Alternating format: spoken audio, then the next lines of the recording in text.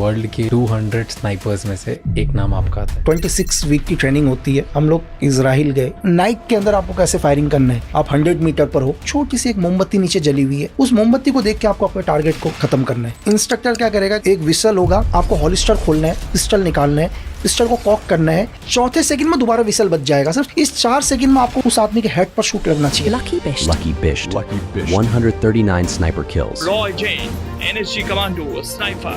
आपको जेल भी जाना पड़ा था। राजू पारगाई और अमित आर्य केस पर। ये दोनों कौन थे? दोनों एक बड़े गैंगस्टर्स हैं। जब इनकी किलिंग हुई तो एक ही गोली से दोनों आदमी मरे हैं सर, सिंगल बुलेट से। कंटिन्यू जेल ट्रांसफर हो रही थी मेरी, तो एक जेल में मैं पहुंचा, वो पावरफुल जेलर बोला कि लक्की, मेरी जेल में एक छोटा सा भगदड़ होती है, 2-3 लोग मर जाते हैं। इनडायरेक्ट तरीके से थ्रेट दिया उसने मुझे, कुछ कहना है तुम्हें? मैंने कहा मुझे आदमी को मारने में सिर्फ 2 से 3 सेकंड लगते हैं। शाम को उसने मेरा ट्रांसफर कर दिया है। मेरे जेल जाने से पहले पूरे नॉर्थ को ये पता चल गया था कोई आ रहा है करके। आप सिक्योरिटी ऑफिसर रह चुके हो प्राइम मिनिस्टर की, क्या होती है वो पोजीशन? जब मैं एनएसजी कवर में हुआ करता था, एनएसजी कवर का काम है mobile security. Yogi Adityanath sir के पास भी एनएसजी कवर है। जब भी योगी सर अपने घर से निकले ना, दोबारा उनके घर तक छोड़ने की जिम्मेदारी एनएसजी कवर की है। इंदिरा गांधी के साथ हुआ, उनके बॉडीगार्ड्स के थ्रू शूट आउट कर दिया था, राइट? नहीं, इंदिरा गांधी को बताया था सर, वार्न किया था क्या कि आप अपनी सिक्योरिटी हटाओ, थ्रेट है। उन्होंने नहीं चेंज किया। सीक्रेट सर्विस ऑपरेट कैसे करती है? एक एजेंट अपने देश को छोड़ेगा, पकड़ा गया तो सजाए मौत, और देश डिनाई कर देगा। आज का पॉडकास्ट स्टार्ट करने से पहले मेरी एक रिक्वेस्ट है। 77% लोग जो हमारा पॉडकास्ट देखते हैं वो हमें सब्सक्राइब नहीं करते। सो प्लीज़, अगर हमारे पॉडकास्ट या इस चैनल से आपको कभी भी थोड़ी वैल्यू मिली है तो हमारे चैनल को सब्सक्राइब कर लीजिए, क्योंकि आपका एक सब्सक्राइब हमारी पूरी टीम को बहुत मोटिवेट करता है। एंड मैं आपसे प्रॉमिस करता हूँ कि in return of this subscribe मैं इससे भी बेहतर और ज़्यादा मेहनत से कंटेंट एंड बेटर से बेटर गेस्ट आपके लिए लाता रहूँगा। Enjoy the show. वर्ल्ड की टॉप 200 स्नाइपर शूटर्स की एक लिस्ट है, उसमें सिर्फ एक ही इंडियन का नाम है। That is our today's guest Lucky Bisht. ये एक इंडियन सीक्रेट सर्विस एजेंट रह चुके हैं, ये फॉर्मर रॉ एजेंट रह चुके हैं, ये फॉर्मर एनएसजी कमांडो हैं, एंड ये पर्सनल बॉडीगार्ड रह चुके हैं to the top of the top politicians in the country, including PM prime minister Modi and chief minister Adityanath Yogi ji. इनसे हमने बात करी है कि इंडियन सीक्रेट सर्विस एंड रॉ एजेंसीज काम कैसे करती हैं, कैसे सीक्रेट मिशंस को कंडक्ट किया जाता है, इंडिया में Z+ सिक्योरिटी किन्हें मिलती है, इंडियन जेल्स की रियलिटी क्या है, इंडियन सीक्रेट सर्विसेज जो होते हैं वो किस तरीके से ऑपरेट होते हैं, कैसे किसी जेल में स्मगलिंग होती है। वर्ल्ड वाइड जब स्पाई किसी भी कंट्री में होना इलीगल है, इट्स नॉट अलाउड, तो कैसे वर्ल्ड की कंट्रीज, सारी कंट्रीज अलग अलग देशों में अपने स्पाइस को ऑपरेट करती है। इन सब के बारे में हमने बात करी हमारे आज के गेस्ट लकी बिश्त से, जिन्हें एक टैग भी दिया गया था कि वो रॉ हिटमैन हैं, क्योंकि ये इतने ज़्यादा ब्रूटली एंड इफेक्टिवली ट्रेंड थे। ये इंडिया के कुछ गिने चुने स्पेशल कमांडोज में से एक थे, जिन्हें इंडिया से इजराइल भेजा गया था फॉर ट्रेनिंग। एंड उस 2.5 साल की ट्रेनिंग में ये इतने ज़्यादा एक्सपर्ट हो गए कि अकॉर्डिंग टू हिम इन्हें ये सिखाया गया था कि 4 सेकंड के अंदर विदाउट एनी वेपन कैसे एक एनिमी को मारा जा सकता है। इन सब के बारे में हमने आज के एपिसोड में बात करी है। Enjoy the show. It's very important to understand how things work at a global level. But before you do that, Raj Shamani clips and Raj Shamani shorts को जाके सब्सक्राइब कर लो, क्योंकि वहाँ पर हम इस बड़े एपिसोड की छोटी छोटी क्लिप्स डालते हैं ताकि आप कम समय में ज़्यादा से ज़्यादा इन्फॉर्मेशन ले पाएँ। एंड इस पूरे एपिसोड का ऑडियो एक्सपीरियंस स्पॉटिफाई पर अवेलेबल है, जहाँ पर जाके आप हमें फॉलो कर सकते हैं। Enjoy the show.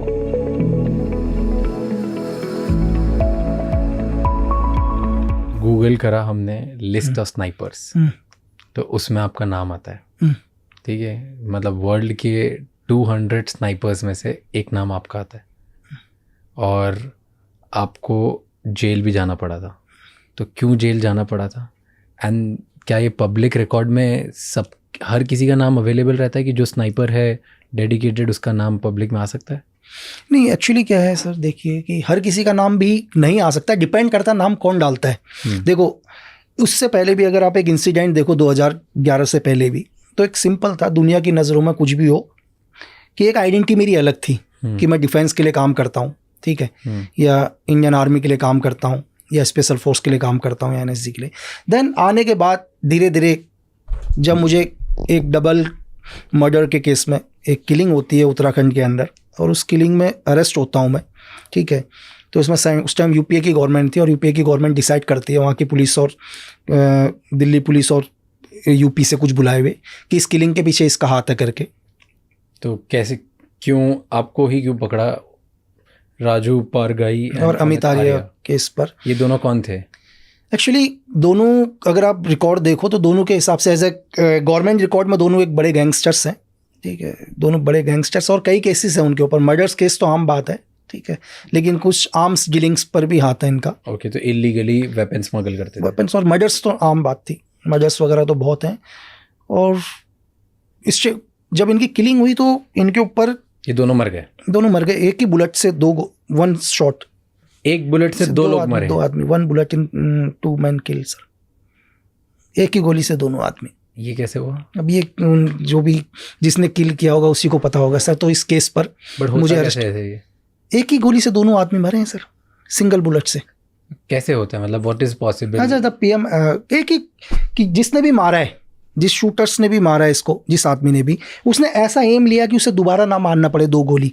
उसने इस टाइप का डायरेक्शन बनाया है कि वो एंगल लिया है कि एक ही साथ दोनों का हेड जाना चाहिए करके, दोनों के हेड एक साथ एक ही गोली से। और कैसे पॉसिबल है? मान लो अगर ये 2 लोग हैं तो सामने से दोनों नहीं, तो फिर वो एंगल वैसा लेगा ही नहीं ना सर, साइड से रहते। एज ए थ्योरी के हिसाब से अगर जैसे मैं स्नैपर हूं, तो एग्जांपल के लिए आप और मैं बैठा हूं, ये मैं और आप हैं अभी सामने, एक दूसरे के सामने बैठे हुए। अगर कोई स्नैपर होगा, अगर मेरी थ्योरी के हिसाब से अगर कोई चलता है, तो 100% या तो आपके बैक से मुझे मारेगा या मेरे बैक से आपको मारेगा, दाएं बाएं से नहीं मारेगा, ठीक है। क्योंकि एक गोली मारने के बाद तो रीलोड करेगा, तो इतनी देर में मैं रेडी हो जाऊंगा, सेकंड्स के फर्क में। तो उसने जो भी एंगल बनाया है, या तो आपके 360 डिग्री बैक पर बनाया उसने, ठीक है, या मेरे 360 बैक पर बनाया, तो जो भी उसने पॉइंट रखा, उसने दोनों का हेड एक ही गोली से पॉइंट रखा है सर। तो उस हेड से फिर इस हेड से पार एक ही, तो ये एक की अगर आप तो पावरफुल स्नाइपर नहीं, गोली बहुत पावरफुल है सर। गोली के अंदर क्या होता है, आपको डिपेंड करता है गोली का रेंज क्या है। हर गोली का अपना रेंज होता है दुनिया के, ठीक है। आप एक पिस्टल से फायर करते हैं तो पिस्टल का रेंज है 15 मीटर सर। 15 मीटर पर मेरी तरफ से आप 12 सर भी लेके आ जाओगे तो 12 सर भी उड़ा देगा, वो पार कर जाएगा। अच्छा। AK-47 है, 300 गज रेंज है उसका। 300 गज में मुझे लगता है अगर हम 15 आदमी भी खड़े होंगे तो 15 को पार कर देगा सर। बट एक ही शर्त होनी चाहिए कि गोली आपके बोन में टच नहीं होनी चाहिए सर, क्योंकि बोन बहुत मजबूत होता है। बोन को गोली नहीं पार कर पाती, एकदम से तोड़ देगी, पार नहीं कर पाएगी। एक बुलेट से 2 लोगों को मार दिया, 2 लोगों को, दोनों टॉप गैंगस्टर्स, दोनों टॉप। कई केसेस, तो फिर कभी केस प्रूफ नहीं हुआ सर। तो इसके चक्कर में आपको जेल में डाला?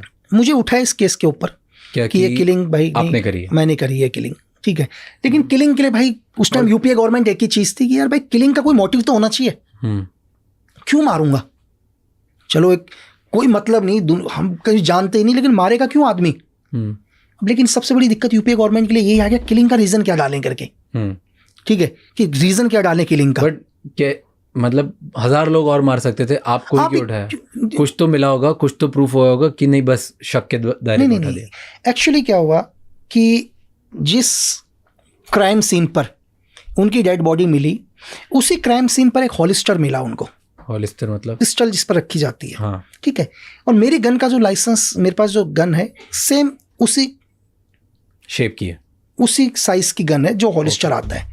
और दूसरी चीज कि वहां की कुछ इंटेलिजेंस वगैरह को इनपुट ये लगा कि ये शॉट 100% उसके अलावा किसी का नहीं है। पहली चीज कि मतलब इस टाइप का शॉट और कोई एरिया में उन्होंने नहीं सिर्फ ले एक ही चीज बोला था, मतलब जिसने मेरे को अरेस्ट किया, जिस आईपीएस ने अरेस्ट किया, मुझे एक ही चीज बोलता है, देख कि मैं तुझसे ये नहीं पूछ रहा हूँ कि तूने मारा, मैं तुझसे ये नहीं पूछूंगा। बोला मुझे मालूम है तूने ही मारा है, मुझे सिर्फ ये जानना है तूने क्यों मारा है। और क्यों ऐसा बोला? उसने एक ही क्वेश्चन किया, बोला कि ये शॉट तेरे अलावा दुनिया में किसी ने मारा ही नहीं है। उसका एक ही क्वेश्चन था सर। उसने बोल दिया मैं तेरे से ये नहीं पूछूंगा कि तूने मारा है या नहीं मारा, मैं तुझसे सिर्फ ये पूछ रहा हूँ तूने क्यों मारा, ये तेरे अलावा किसी और का किलिंग है ही नहीं। तो 3 दिन तक रिमांड में रखा, 36 घंटे तक, वो भी बिना मतलब बताए गवर्नमेंट को, बिना कोर्ट अलाउ नहीं है किसी को भी। आप 24 आवर्स से अपनी कस्टडी में नहीं रख सकते, इलीगली 36 घंटे तक अपनी कस्टडी में रखा। एक ही क्वेश्चन कि क्यों मारा। तो फिर आपको जेल में ले गए। फिर जब उनको कुछ नहीं लगा तो क्या मोटिव लगाएं करके, मोटिव भी तो चाहिए ना। अगर दुनिया के अंदर क्या है सर, 302 क्या है और 304 क्या है, 302 और 304 में क्या फर्क है? अगर कोई, जरूरी नहीं कि हर किलिंग 302 ही हो। क्या होता है 302 और 304? 302 क्या है, अभी आप और मैं यहाँ बैठे हैं और मैं एकदम से क्या करता हूँ, अभी आपको ये उठाता हूँ और मार देता हूँ, आपकी डेथ होती है। ये जाएगा, ये कोर्ट में 302 ही लगेगा अभी मेरे ऊपर। जो एक FIR दर्ज होगी, चार्जशीट होगी, वो 302 की ही दर्ज है, क्योंकि मेरे कहने से आप मरे हो। लेकिन कोर्ट में ये प्रूफ हो जाएगा कि जब मैं यहाँ पर आपसे पॉडकास्ट करने आया था, मेरा इरादा आपको मारने का नहीं था, मैं तो पॉडकास्ट करने आया था यहाँ पर, ठीक है। तो रैंडमली कुछ ऐसा हुआ कि मुझे गुस्सा आया और मैंने आपको मारा और आप मर गए, तो ये हत्या हुई, लेकिन गैर इरादन हत्या हुई। ओके, मतलब अनइंटेंशनल। मेरा इंटेंशन तो नहीं था ना पहले से, लेकिन यहाँ पर हो गया। तो ये 304 है। तो 304 में आदमी को लाइफ टाइम नहीं है, 3 साल से लेकर 10 साल की सजा है, लेकिन किसी आदमी का इंटेंशन ही आपको मारने का है, तो वो 302 है। 302 है ना सर, मोटिव। 30 का जो सबसे इंपॉर्टेंट चीज़ है, वो मोटिव क्या है मारने का। अगर मैं घर से ये सोच के आया हूँ कि मुझे आपको मारना है, तो 302 है ना, लेकिन वो क्यों है आपको ये भी प्रूफ करना पड़ेगा क्यों, या तो मैं पागल तो नहीं हूं ना। तो कोई ना कोई तो रीजन देना पड़ेगा ना। क्या आपको मोटिव से आपको डाला अंदर? मोटिव था ही नहीं उनके पास कुछ भी, तो इसलिए छोड़ दिया। बस लास्ट में छोड़ने में भी 4 साल लग गए सर।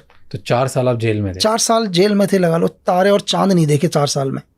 और क्या किया आप अंदर जेल में गए? जेल में क्या करेगा आदमी 6x6 के कमरे में। कैसा होता है, क्या होता है सीन? छोटा सा, जितना आप और मैं जो बैठे हुए हैं, सेम इतना ही बड़ा कमरा है बस। हर इंसान को एक मिलता है? नहीं, एक नहीं मिलता। हर इंसान तो एक कमरे में 200 लोग रहते हैं। बस कुछ लोगों के लिए खासियत है कि उन्हें एक ही मिलता है, इनको इंसान भी मत दिखाओ। जैसे आपको वो मिला था? बिल्कुल भाई, यूपीए गवर्नमेंट ने बोला इसको आदमी के भी दर्शन मत कराओ, और 11 जिले ट्रांसफर। एक करके बात करते हैं इस पे, एक डिटेल बहुत जरूरी है, ठीक है। तो आप जेल में गए? जेल में गए और इतना सा रूम में अकेले आप ही थे? 6x6 के कमरे। तो वहाँ पे काला था, मतलब वहाँ पे सनलाइट भी नहीं होती, ऐसा कुछ नहीं होता, कुछ भी नहीं, एक दरवाजा है बस लोहे का। तो ऐसे, और वही बहुत अंदर जाकर, बहुत अंदर। तो वहाँ सनलाइट भी अलाउड? कुछ सनलाइट, वो तो सनलाइट आपको सुबह 7 बजे खोलेंगे वो लोग। 7 बजे खोलने के बाद 2-3 घंटे आपको निकालेंगे, फिर दोबारा अंदर डाल देंगे, बस इतना ही है। तो बाकी लोग पूरे दिन बाहर रहते हैं? बाकी लोग तो बाहर रहते हैं। तो स्पेशल कुछ लोगों के लिए अंदर। तो आपको स्पेशली ऐसे डाला? स्पेशली बिल्कुल 6x6 के कमरे में। ओके। वो भी और हरासमेंट करने के लिए कि नहीं, और हरासमेंट करो। कैसे?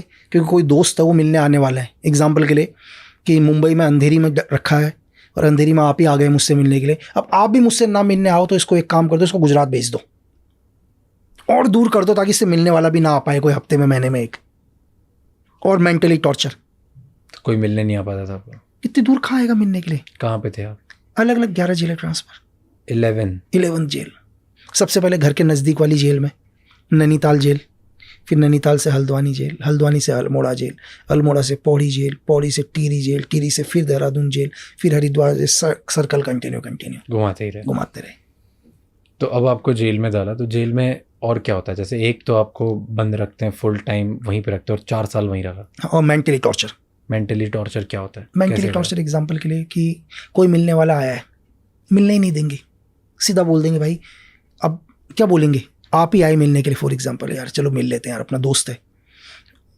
मेरे को बताएंगे नहीं, आपको बोलेंगे कि ठीक है वेट करो, हम पूछ रहे हैं। आपका वो आधार कार्ड की फ़ोटो स्टेट ले जाएंगे, उसको वहीं होल्ड करके रखेंगे। वो बोलेंगे मिलना नहीं चाह रहा है। आप और गुस्सा कि यार मैं एक तो इतनी दूर से मिलने आया हूँ करके, है ना, अपना जो टाइम खराब करके आया हूँ ना, 2 घंटे 3 घंटे के रास्ते से मिलने आया हूँ, साला मिल नहीं रहा, अगली बार से मिलने भी नहीं आऊँगा। और मेरे को कभी बताएंगे नहीं आप मिलने आए थे करके। तो ऐसे बहुत लोग साथ, बहुत बिल्कुल।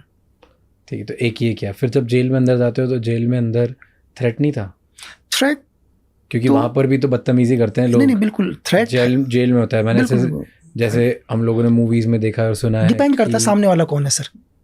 नहीं, जैसे जेल में, हाँ मतलब यूजुअली जो नए लोग जाते हैं जेल, बिल्कुल 100%, तो उनके साथ 2-3 मेन होते हैं। एक तो सबसे पहले पैसा मांगा जाता है 100%, बिल्कुल। कि अंदर जाते हो प्रोटेक्शन मनी, अगर आपने पैसा नहीं दिया तो आपको मारा जाएगा बहुत, दैट इज फर्स्ट। सेकंड आपके साथ होता है कि सेकंड है बुली करते हैं ज़बरदस्ती, आपसे काम कराया जाता है, ऐसे काम कराए जाते हैं जो आपको नहीं करना। ड्रग्स वगैरह के काम करो, इधर उधर से चीज़ें लेके आओ, किसी को भी मारो, दूसरों को मारो, जाके आप दूसरों के आदमी बन जाओ। और तीसरा रेप, बिल्कुल, कि वहाँ के जो दादा पहलवान टाइप लोग होते हैं वो नए लड़कों के साथ, नए लोगों के साथ रेप करते हैं जबरदस्ती, राइट? ये 3 टाइप के थ्रेट्स यूजुअली बहुत ज़्यादा होते हैं। बहुत, बिल्कुल बिल्कुल। तो पहला बात करते हैं, पैसे के लिए किसी ने थ्रेट नहीं लगाया? इसका मैं आपको बताता हूँ। जैसे कि मेरे जेल जाने से पहले पूरे नॉर्थ को ये पता चल गया था कोई आ रहा है करके। पूरा, मैं जेल 3 दिन के बाद जा रहा था, लेकिन पूरा नॉर्थ इंडिया को ये पता चल गया था कि कोई जेल आ रहा है करके, है ना? वो सिर्फ ये देखना चाह रहे थे है कौन पहले, तो जो भी बड़े बड़े गैंगस्टर्स थे, ठीक है, वहाँ के सबसे पता था कि कोई पूरा क्यों कोई ऐसे? कौन सब उस टाइम यूपीए गवर्नमेंट पावर में, यूपीए गवर्नमेंट पावर में एक आदमी जिसने हत्याओं पर हत्याएं कर रखी हैं, दूसरा उसका स्टूटर दबा के हत्या कर रखी है, आर्म्स की उनकी पूरी डीलिंग चलती है नेपाल से, डायरेक्ट स्टेट के क्या कहते हैं बड़े मिनिस्टर से लेकर सेंटर के मिनिस्टर होगा उनके हाथ, उनको किसी ने मार दिया सर, जो वो कैसा होगा मारने वाला, नहीं समझे वो, उसको देखने के लिए। दूसरा, पूरे न्यूज़ों के अंदर लोगों को पता ही नहीं है क्या है, हर न्यूज़ वाले अपना अलग बोल रहे, एक न्यूज़ वाला बोल रहा है तो ब्लैक कैट कमांडो है करके, दूसरा बोल रहा नहीं स्पेशल फोर्स का आदमी है, तीसरा बोल रहा नहीं कि क्या कहते हैं अपने अलके अडवाणी का सिक्योरिटी ऑफिसर है, चौथा बोल रहा सीक्रेट सर्विस में है। दुनिया को तो यही भ्रम ये है कौन करके, लेकिन आपका नाम हर जगह चल रहा है, हर जगह नाम, हर जगह, मतलब लोग सिर्फ देखने की बिश्त चल रहा था, लोग सिर्फ देखने के लिए तरस रहे थे कि है कौन करके, इतना कि कौन है करके, है ना? मतलब कि कोई अपनी जेल में रखने 11 जिला क्यों ट्रांसफर, कि जेलर मार साहब इसको मैं अपनी जेल नहीं रखूंगा करके, ये क्यों आया ये भी नहीं पता अभी तो। अच्छा, तो 3 दिन से माहौल बना हुआ था कि जेल सिर्फ लोग तरस, मतलब ये है कौन करके, जो बड़े बड़े गैंगस्टर हैं ये है कौन। दूसरी चीज, बड़े गैंगस्टर की साला कहीं अंदर तो कोई गेम नहीं होने वाला, पहली चीज सब उसमें डर थे, उसमें कि भाई कोई और प्लान तो नहीं है सीक्रेट सर्विस का। दूसरा, जेलर को सुप्रीडेंटेंट को मेरी जेल में रखूंगा, साला किसी को और को तो गिराने नहीं आ रखा अंदर कि मेरी भी नौकरी जाए करके, एक तो वो रखने के लिए तैयार नहीं, ठीक है। दूसरा, जेल का सबसे वो अलग, सिर्फ लोग, मतलब लोग जेल में भी ऐसे देख रहे हैं जैसे कोई एलियन आ रखा है करके, है ना? कोई एलियन आ रखा है कि ऐसा कौन है करके। ये लगा लो कि एक दिन मैं सिर्फ मेडिसिन लेने गया, मुझे शाम को थोड़ी दवाई चाहिए थी, है ना? तो दवाई मिलने में भी 1 घंटा लगता लाइन। मैंने सिर्फ बोला कि दवाई लेने चाहिए, सुप्रीडेंटेंट तक मैसेज पहुंचाया, 2 पुलिस वाले 7 भेजे, वहाँ लंबी लाइन लगी, सबको हटा के एक दवाई दो करके, कि ज़्यादा देर इसको रोकना नहीं है इधर करके, कहीं दवाई लेना तो बहाना नहीं है करके लोगों का। बट वहाँ के कभी किसी जेलर ने कभी तो अपना पावर दिखाया होगा, थ्रेट दिया होगा। कंटिन्यू जेल ट्रांसफ़र हो रही थी मेरी, जेल पर जेल ट्रांसफ़र। तो एक जेल में मैं पहुंचा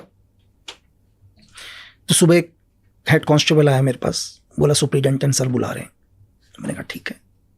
गया मैं, जाने के बाद बैठा हो, वो पावरफुल जेलर बोला कि लक्की,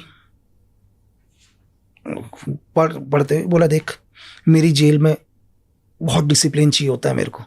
बोला ये सीक्रेट सर्विस नहीं है, स्पेशल फोर्स नहीं है, यहाँ मेरा कानून चलता है ना? क्योंकि उसने देख लिया था ऑलरेडी इसके 6 या 7 ट्रांसफ़र हो रखे हैं, तो कोई जेलर इसको रखने के लिए रेडी नहीं है, ठीक है। और एक्चुअली क्या होता है, कभी भी कोई जेलर कभी नहीं चाहता कि कोई गैंगस्टर, कोई क्रिमिनल, एनीवन कोई भी उसकी जेल से चला जाए, क्योंकि उसके ऊपर भी बात है ना यार, कि आपकी जेल के अंदर आप 5000 लोगों को रख रहे हो, एक आदमी को आप कंट्रोल नहीं कर पा रहे हो, तो उसका मतलब आप सक्षम नहीं हो कि एक आदमी को आप नहीं सही कर पा रहे हो करके। तो कोई नहीं चाहता कि उसकी जेल से कोई जाए। हर जेलर चाहता मेरी जेल में दुनिया का कोई भी आ जाए, मेरी जेल में रह ले, क्योंकि जाएगा तो उसकी दिक्कत है ना, उसको झेल नहीं पाया तो बड़े को क्या झेलेगा। तो उसने बोला कि यही चीज़ कि भाई मेरी जेल में डिसिप्लिन ये वो चीज़ है, और बोला बाकी जेलों जैसा यहाँ नहीं चलेगा। और बोलता एक चीज़ और है मेरी जेल में खास, तो मैं भी सुन रहा, मैंने कहा से। बोला मेरी जेल में एक छोटा सा भगदड़ होती है, और उस भगदड़ में 2-3 लोग मर जाते हैं। तो इनडायरेक्ट तरीके से थ्रेड दिया उसने मुझे, ठीक है। तो मैं खड़ा, फिर बोला हाँ ठीक है। बोला कुछ कहना है तुम्हें? तो मैं उसको देखा, यार मैं तो समझ ही गया ये तो थ्रेट ही है करके। मैंने कहा सर कि मुझे नहीं पता, मैंने कहा कि आदमी को मरने में कितना टाइम लगता है। मैंने कहा कोई बहुत तंदुरुस्त आदमी होगा, मतलब फिट, अगर उसका गला भी दबाएंगे तो मैंने कहा शायद 1 मिनट जिंदा रह ले, 50 सेकंड रह ले, है ना। मैंने कहा सर कि मैंने कहा मुझे आदमी को मारने में सिर्फ 2 से 3 सेकंड लगते हैं, बस वो मेरे रेंज में आना चाहिए। और मैंने कहा अब अगर तेरी जेल में कोई मर गया तो 302 में तुम भी मेरे साथ ही आओगे अंदर। अब वो मेरे को यूँ देखा चीज़ें करके, तो उसको भी लग गया कि मैंने क्या बोला करके, क्योंकि वो मुझे थ्रेट दिया। तो मैंने कहा यार भाई तुम मुझे थ्रेट मत दो, है ना, तुम मुझे मत दो थ्रेट भाई, क्योंकि तो मुझे क्या दिखाओगे यार, जेल 6x6 के कमरे, है ना। मैंने मौत से भी बदतर वक्त में जी के गुजार के आया हूँ, बहुत बुरा, है ना। मैं ऐसी ऐसी जगह रहकर आया हूँ कि कई बार लगता था कि अगर सच में ईश्वर है तो यार ये गोली लग जाए करके। मतलब ऐसे भी लाइफ में ऑपरेशन रहे कि इतना परेशान हो गए हैं ना, लगता था कि 1 सेकंड के लिए गोली पड़ जाए तो वो ज़्यादा बेटर है इस लाइफ से। तो वो लाइफ हम जी के आए हैं, तो यार ये क्या दिखाएगा करके, है ना। तो भाई वो यूँ देखा और कुछ नहीं, शाम को ही उसने मेरा ट्रांसफ़र कर दिया यार, शाम को ही ट्रांसफ़र कर दिया। और ट्रांसफ़र भी कब किया, जब सारे दरवाजे बंद हो गए, शाम को ट्रांसफ़र। तो ऐसा आपने क्यों बोला कि 2 से 3 सेकंड लगते हैं? अरे सर इतना परेशान, एक चीज़ 6 जेलें ट्रांसफ़र हो चुकी हैं भाई, परेशान है ना भाई, 6 जेलें ट्रांसफ़र। क्योंकि आज भी मैं अपने घर जाता हूँ तो मुझे मेरे बिस्तर पर नींद आती है ना। मुझे दूसरे के घर में भी थोड़ा सा टाइम लगता है नींद आने में। एक तो मैं दुनिया की सबसे बुरी जगह पर रह रहा हूँ, मैं जेल में रह रहा हूँ, सबसे बुरी जगह, वहाँ भी एडजस्ट होने की कोशिश करता हूँ 2-1 महीने के अंदर, तुम मुझे वहाँ से भी ट्रांसफ़र कर देते हो। और तुमने मुझे यहाँ अभी अपनी जेल में रख रखा है 6x6 के कमरे में, ठीक है, जिस कमरे में सांस लेने में भी दिक्कत हो रही है, तुम मुझे वहाँ भी थ्रेट दे रहे हो। तुम क्या कर लोगे इससे ज़्यादा? अब तुम मुझे इससे ज़्यादा करोगे क्या, बताओ? कुछ नहीं कर सकते ना, इससे ज़्यादा कुछ है ही नहीं ना सर। तुम तो मुझे जीते जी नर्क दिखा रहे हो, तो इससे ज़्यादा क्या दिखाओगे भाई? मतलब ये कह रहा हूँ कि आप मौत मांग लोगे जेल के अंदर, क्या होगा? आप उस रूम में सोए होंगे जिस रूम में 50 लोगों के लिए जगह है, वहाँ 500 सो रहे होंगे। अगर एक आदमी सो रहा हो तो पलट ही नहीं सकते आप। मतलब आपको पलट करने के लिए 50 लोगों को पलटाना पड़ेगा, पलट जा भाई। ये जेल के हाल हैं, हर जेल में लगभग, हर जेल में यही है यार आज के टाइम में। किसी भी जेल में आप चले जाओ तो फिर तो जैसे अब ये तरीका है, फिर और क्या होता है? दूसरा, टॉयलेट साफ करवाना, दिन भर ये चीज़ें करना, ठीक है। मतलब खाना ऐसा होगा कि आप हमारे घरों के तो कुत्ते फिर भी ठीक होंगे, बाहर के कुत्ते के सामने रख दो तो वो भी नहीं खाएगा यार। एक बारी तो वो कुत्ता भी 2-3 दिन कहेगा मैं भूखा रह लेता हूँ करके। पैसा चीज़ है, कितना पैसा लाएगा आदमी, ज़बरदस्ती फ़ोन करवा लेंगे उससे, ठीक है। अब क्या करे बेचारा, फ़ोन करवाएंगे, हाँ भाई एक काम कर, 50,000, 1 लाख, 10 लाख, जिसकी जैसी औकात है पैसा मांग लेंगे उससे। सबका बैकग्राउंड सबको पता सबका बैकग्राउंड सबको पता होता, नहीं होगा ब्लेड मरवा देंगे चेहरे पर 2 मिनट में। वो रख रखे उन्होंने टूटन सारे के सारे, जा उसके ब्लेड मार दे, एक ब्लेड मार देगा। अच्छा जेल के अंदर आपको किसी ने मार भी दिया, आप कंप्लेन कहाँ करोगे? चलो बाहर अगर आपको कोई परेशान कर रहा है तो कंप्लेन तो पुलिस में करोगे ना आप, अब जेल में कंप्लेन कहाँ करोगे सर? तो मुझे तो लगता था कि साला सबसे भ्रष्ट हिंदुस्तान में ये है। मुझे जेल पता चला तो मुझे लगा इससे ज़्यादा भ्रष्ट कोई है ही नहीं। क्या आपको लगता है कि जेल के अंदर, तिहाड़ के अंदर भी एक खैनी का पैकेट 1500 रुपये में बिक रहा है? क्या बिना जेल प्रशासन की मर्जी के वहाँ जा रहा होगा? क्या जेल के अंदर एक मोबाइल फ़ोन जेल के अंदर 10-10 लाख रुपए का मोबाइल फ़ोन जा रहा है, क्या परमिशन के बिना जा रहा होगा? आप बताओ कि भाई, क्या जेल में जैमर्स लगे हुए हैं, सब कुछ लगा हुआ है, फिर भी आपकी जेल से थ्रेट जा रहा है?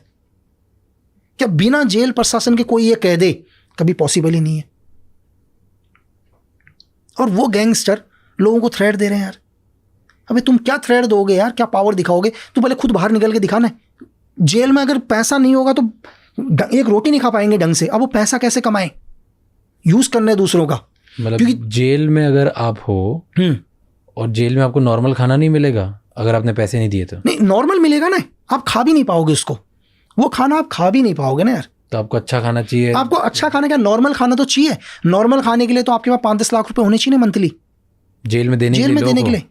और ये स्मगल करके खाना मंगवाना पड़ता है बाहर से। अरे आप एक एग्जाम्पल के लिए आपने ये बोल दिया कि मेरे खाने पर, मैं जो शाम को खाना खाऊं उसमें टमाटर और प्याज डला होना चाहिए, तो उसके लिए भी आपको लाख रुपए देने पड़ेंगे ना महीने के जेलर को जो जाएगा सब जगह से ऊपर तक जाएगा वो, मतलब सब बटेगा, हर जगह सब बटेगा। सिर्फ आपको आपके खाने के अंदर सिर्फ प्याज और टमाटर का छोंका चाहिए तो उसके लिए भी लाख रुपए देने पड़ेंगे ना यार। और आपको कुछ नहीं करना, आपके अपने दोस्त अपने परिजनों से बात करनी है ना, कुछ नहीं, बात करने के लिए भी महीने का 5 लाख रुपए देना पड़ेगा आपको। आपके तक एक मोबाइल आएगा चुपचाप से, सिर्फ बात करने के लिए। थ्रेड तो बहुत दूर की बात है, तो वो पैसा कहां से आएगा? और रेप्स होते हैं जेल में। हाँ बिल्कुल, जो इनोसेंट्स लड़के लोग हैं खुले, पता है सब लोगों को ऊपर से। कंप्लेन कहाँ करोगे? खुला खुलेगा। रेप्स होते हैं और तो जो इनोसेंट लोग होते हैं वो पुलिस में कंप्लेंट नहीं करते, तो किसको करोगे, किसको कंप्लेन? जेलर को। अरे जेल, वो तो पूरा प्रशासन एक ही है ना। वो चाहेंगे तो उनकी मर्जी के बिना तो सुई भी नहीं हिलेगी ना। मैंने आपको क्या बोला? और उनको पता होता है सब कौन पता रेप होता कर रहा है, कौन एवरीथिंग, सब पैसे कुछ। खा रहा है। अरे मैंने आपसे क्या बोला? आपका घर है, आपका अपना घर है, आपके घर के अंदर क्या हो रहा है आपको पता होगा, नहीं होगा? बिल्कुल होगा। तो बस ये कोई आदमी कह दे, दुनिया का कोई भी आदमी, कि मेरे घर के अंदर क्या हो रहा है मुझे नहीं पता, तो मैं कहता हूँ या तो तू सच में बहुत ही सीधा है या दुनिया का सबसे बड़ा बेवकूफ़ है। अब वो डिसाइड कर ले भाई। और ये हर जेल में आपका सेम एक्सपीरियंस था? यार एक जेलर की सैलरी कितनी है? कितनी सैलरी होगी? 70,000, 80,000, लाख। जमीनें कितनी हैं, गाड़ियां कितनी हैं, बच्चा कहाँ पढ़ रहा है, सब निकाल के देख लो ना। किसी भी आदमी का चेक कर लो ना आप। जेलर बहुत दूर सर। एक छोटा सा अगर जेल का एक जेल सिपाही भी होगा ना, आप उसके मंथली सैलरी पूछो, ठीक है, 50,000, 40,000, और उससे पूछना भाई तेरे ड्यूटी ज्वाइन करने के बाद तो कितने की ज़मीनें ले चुका है अभी तक, है ना? तेरे नाम पर, तेरे परिवार के नाम पर कितने की ज़मीन है? ये आप कहीं भी लेवल पर ले लो सर। एक धंधा चल रहा है, मैंने आपको छोटा सा बताया कि एक नॉर्मल एक बीड़ी का बंडल, एक 10 रुपए का बीड़ी का बंडल 500 रुपए में बिक रहा है। वो पैसा जा कहाँ रहा है? जेल के अंदर सब हो रहा है। अगर वो नशे की आदत डालेंगे, नशा ही बंद हो जाएगा तो कमाएंगे कैसे? तो वो खुद ही स्मगल करवाते हैं, खुद ही, सब कुछ उनकी मर्जी का। सारे ड्रग, सारी सर देखो, सिगरेट, दारू। 100 में से हो सकता है एक आदमी ईमानदार हो, मैं हर एक के ऊपर नहीं लूंगा। एक आदमी ईमानदारी भी होगा लेकिन वो कुछ नहीं कर पाएगा इतनों के बीच में। जहां 100 करप्ट होते हैं ना, एक आदमी कुछ नहीं कर पाता। क्या कर लेंगे? उसकी ड्यूटी बाहर लगा देंगे। देखा हुआ मेरा, एक ईमानदार आदमी नहीं लेता घूस, वो नहीं आएगा अंदर, उसको हमेशा बाहर खड़ा करके रखेंगे हथियार पकड़ के। कहेगा भाई मैं ये सब चीज़ नहीं होने दूंगा। कुछ नहीं, सुबह आएगा कि भाई तू संतरी रहेगा बाहर, वो कभी अंदर नहीं आएगा। क्योंकि अंदर जो आ रहे हैं पूरे नशे में सबका हिस्सा हो रहा है, जितना वहाँ के खाना बन रहा है उसमें हिस्सा हो रहा है, जितने मुलाकात में पर्ची जा रही है। क्यों तुम प्राइवेट VIP मुलाकात करा रहे हो? एक पावरफुल आदमी चला जाए अभी जेल में, वो रात को 7 बजे भी मुलाकात कर लेगा, 50,000 रुपये देगा, वहाँ पर आ जाएगा एक आदमी मुलाकात करने। बाकी आम लोगों के लिए तो हफ्ते में 2 दिन मुलाकात है, वो तो 50,000 रुपये दे रहा है, 2 मिनट मुलाकात कर लिया उसने। वो पैसा कहाँ जा रहा है? कि इनकी परमिशन के बिना, इन्हें सब पता होता है कब छापा पड़ेगा जेल में, सब पता होता है इन्हें कि कल जेल में छापा पड़ सकता है, मोबाइल गायब करवा देंगे। एंड जितने भी पावरफुल लोग होते हैं, जो बहुत रईस होते हैं, पैसे वाले होते हैं, बिल्कुल उनको ट्रीटमेंट अलग मिलता है? अलग, फुल VIP ट्रीटमेंट पूरा। सेल भी अलग, सब अरे अलग। VIP treatment sir. मैं एक नाम नहीं बताऊंगा, हिंदुस्तान के एक बहुत बड़े बिजनेस टाइकॉन, जिनका बेटा एक मर्डर केस में था, उनके बाप ने तो 5 स्टार होटल खरीद लिया था सर, तिहाड़ के बगल में। और 5 स्टार होटल किसके लिए था पता है? सिर्फ तिहाड़ के कर्मचारियों के लिए, प्राइवेट के लिए बंद। अब क्या लोगे और बताओ? और वहाँ उनका बेटा वहाँ रुकता था? नहीं, बेटा नहीं रुकता था, बेटे को जेल में अच्छे खाना मिले करके उनके लिए 5 स्टार होटल फ्री था जेल स्टाफ के लिए। तो वहाँ से खाना जाता था उसके लिए? मतलब उसके लिए अच्छा ट्रीटमेंट मिल जाए तो एक 5 स्टार होटल ही फ्री कर दिया ना जेल के लिए, तिहाड़ जेल वालों के लिए। अच्छा, कि कभी भी आप जाओ, बच्चों के साथ जाओ, आप लोगों के लिए फ्री है सब कुछ। सब आपके लिए, बस मेरे बच्चे का ध्यान रखना। मेरे बच्चे का ध्यान रख लेना। एक दिन के जो बड़े बड़े बिजनेसमैन के लोग जाते हैं, एक दिन के 20-20 लाख रुपए लेते हैं जेल के अंदर। जेल की। इतना तो मुझे नहीं लग रहा कि दुनिया के किसी 5 स्टार होटल का कमरा भी इतना महंगा होगा करके, है? पता है एक का बच्चा 10 दिन आने वाला है अंदर करके, ठीक है, तो 10 दिन 20 लाख रुपए पर डे लगेगा, लेकिन बच्चा सही रहेगा। 2 करोड़, 2 करोड़ में तो मुझे शायद दुनिया का कोई होटल होगा, शायद, मैं तो रहा नहीं सर, तो इतना महंगा तो दुनिया का कोई होटल भी नहीं होगा जितना उस जेल का एक कमरा होगा। 20 लाख रुपए का मैंने कोई स्वीट भी नहीं सुना। तो आप सोच लो, और कमरा 20 लाख रुपए का है। हिंदुस्तान का सबसे महंगा कमरा 5.5 लाख रुपए। तो सोचो, बस तुम्हारे बच्चे को सेफ रख लेंगे, बच्चे के साथ कुछ गलत नहीं होगा, वो सेफ अकेला रहेगा। कितना पैसा दे दिया होगा आसाराम ने, आप सोच भी नहीं सकते, जोधपुर जेल में। हाँ, VIP ट्रीटमेंट भी रहते हैं। बिल्कुल 100%। नहीं तो आसाराम को तो रातों रात गैंगस्टर सारा पैसा मांग लेंगे रातों रात। आप छोड़ के देख दो 10 मिनट के लिए आसाराम को गैंगस्टरों के साथ, बिल्कुल वो तो आधी प्रॉपर्टी ले लेंगे आसाराम की बाहर। तो पुलिस ही, जो जेल के जो स्टाफ है, वो ही सिक्योरिटी देते हैं अंदर बिजनेसमैन को, ताकि उन्हें पैसा मिले। वो गैंगस्टर के पास छोड़ते नहीं उन्हें। डिफरेंट रखते हैं 100%, अलग ही रखेंगे। अलग सेल में रख लेंगे उसको। बट गैंगस्टर तो कोशिश यही कर रहा है किसी तरह से उधर तक पहुंचूं मैं। क्या चीज़? हाँ, कोशिश करेगा गैंगस्टर भी अपना। ठीक है, अगर वो नहीं दे रहा होगा जेल स्टाफ को पैसा तो गैंगस्टर से फिर मांड वाली हो जाएगी ना, तू मांग और हमारा आएगा 50-50। दोनों तरीके हैं ना उनके पास। डायरेक्ट जेलर से या तो डायरेक्ट कर लो या वैसे कर लो, करना तो है ही, करना तो है भाई, नहीं तो बिल्कुल रहने नहीं देंगे। ना। कहाँ करोगे कंप्लेन यार, कंप्लेन करोगे कहाँ? तो ये खराब नहीं है बहुत पूरे इंडिया में है तो बिल्कुल। फिर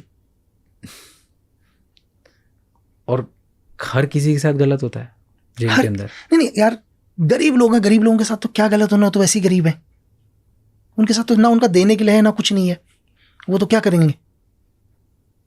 जो ठीक ठाक सा आ गया तो बस पूछो मत, खत्म हो तो ठीक ठाक सा जो आ गया। और कोई आप 11 जेल में गए, 11 के 11 में एक जगह आपको ऐसा नहीं लगा कि सही है? सारे, मैंने कहा जो सही होगा वो अंदर आएगा ही नहीं, उसकी ड्यूटी लगेगी ही नहीं अंदर।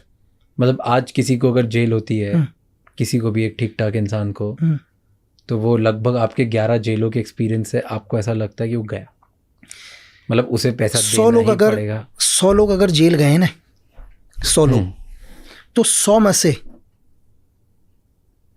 99 को पैसा देना पड़ेगा। या तो कोई ऐसा ही पावरफुल हो जिसका IAS बाहर बैठा हो, IPS बाहर बैठा हो, तो उससे तो नहीं लेंगे। कोई IAS का चला गया रिलेशन में, कोई IPS का चला गया, कोई मिनिस्टर का चला गया, ये लोग छूटेंगे। ठीक है, पावरफुल है जो छूटेंगे, उनसे ज्यादा पावरफुल होने चाहिए। नहीं समझे कि जो जेलर से ज्यादा पावरफुल, जो जेलर से ज्यादा पावरफुल होने चाहिए, जेलर और उन गैंगस्टर से ज्यादा पावरफुल वो लोग होने चाहिए, तो वो सेफ है। एक नॉर्मल आदमी चला गया तो नहीं, नॉर्मल भले पैसे वाला हो, कुछ भी हो, कोई ना नॉर्मल चाहे कुछ भी हो। मतलब मेरे को स्टार्टिंग से स्टार्ट करें, कहाँ पैदा हुए आप और किस टाइप के घर में हुए, क्या करते थे, क्या बनना चाहते थे? बचपन से ही आर्मी में जाना था, ऐसा कुछ भी नहीं है। घर पर देखा, मतलब ग्रैंडफादर को तो मैंने देखा नहीं है ना, तो मेरे पैदा होने से पहले ही वो शहीद हो चुके थे 1971 के वॉर में, तो ग्रैंडफादर को नहीं देखा मैंने। तो मेरे फादर को देखा, पड़ोसियों को देखा, सब आर्मी से ही। तो ऐसा नहीं कि मुझे भी जाना था, ठीक है। तो मैं अपने बुआ के वहाँ पढ़ाई के लिए आ गया था, जयपुर। ओके। तो मैंने जयपुर से ही, एजुकेशन मेरी जयपुर से ही है, केंद्र विद्यालय से, तो वहीं से पढ़ाई करी। और कुछ नहीं पता था कि मैं ये करूँगा करके, ऐसा नहीं है कि मैं ये बोलूँ कि मैंने यही करना था। और मैं तो ये कहूँगा कि मुझे खुद नहीं पता चला कि धीरे धीरे कैसे हुआ सब चीज़ें। तो कैसे, बट मेरे को समझाओ कि जब केंद्रीय विद्यालय में थे तो तब क्या बनना था? कुछ पता नहीं था? कुछ नहीं पता था, क्योंकि अब मैंने कहा ना, मैं दूसरी दुनिया में आ गया हूँ। अब कुमाऊं से हट के मैं राजस्थान की दुनिया में आ गया हूँ, जहाँ कोई आर्मी नहीं, कुछ नहीं, कोई मतलब नहीं है, जहाँ मैं पढ़ाई कर रहा हूँ। ठीक है, किसी ने क्या बनना। तो नॉर्मली तरीके से क्या है कि जैसे जब मैंने ज्वाइनिंग करी थी तो उसमें गवर्नमेंट ने एक चीज़ डिसाइड किया कि जितने भी, मतलब जो भी आर्मी, एयरफोर्स, नेवी से जिनके फादर ने जो भी सर्व किया, तो हम उनको ज्वाइनिंग देंगे, एक एक्स्ट्रा कोटा। अच्छा, एग्जाम्पल जो पहले से हैं, ओके, तो उनको एक थोड़ा सा, मतलब इंडियन आर्मी की तरफ से वो मिल रहा है यार, दैट इज कि हम इनके बच्चों को लेते हैं करके। तो एक नॉर्मली तरीके से कॉलिंग लेटर हमारे घर पर भी आया। अच्छा, कि अगर आपके बच्चे को ज्वाइन करना है तो हम ज्वाइन कर सकते हैं करके। तो मेरे घर वालों ने भी मुझे बोला, तो पहले तो मुझे बोला यार, मैंने कहा नहीं भाई, मैं तो शायद उस टाइम मैं 11th में ही पढ़ाई कर रहा था, मैंने कहा नहीं जाना करके। मैंने तो मेरे फादर बोले यार चला जा, ट्राई तो मार ले करके। तो मैंने कहा नहीं, तो बोले कि मैं इतनी दूर कैसे जाऊंगा करके। मुझे लगा यार मैं कभी गया ही नहीं यहाँ से, मतलब जयपुर से मैं नागालैंड जाऊँ कैसे। तो मेरे घर वालों ने बोला तुझे इतना पैसा देंगे, इतना। तो मुझे पैसा लगा यार कि मुझे 600-700 रुपये मिल रहे हैं, और 600-700 रुपये तो मेरे यहाँ भाई साल भर चलेंगे पूरे के पूरे। तो जो मुझे पैसे मिल रहे थे, उस पैसे को अगर मैं खर्च भी करूँगा वहाँ पहुँचने में, तो फिर भी मेरे 300-400 रुपये बच रहे थे। तो मुझे सिर्फ उस चीज़ के लिए कि मैं चला जाऊँ करके, 600-700 रुपये से मैं आराम से अपना साल निकालूंगा करके। तो नॉर्मली तरीके से मैं नागालैंड गया, और नागालैंड मतलब जो भी मेरे डॉक्यूमेंट्स थे वो तो उत्तराखंड के ही थे। तो हर स्टेट को अलग अलग डिवाइड किया हुआ था उन्होंने, स्टेट डिस्ट्रिक्ट वाइज।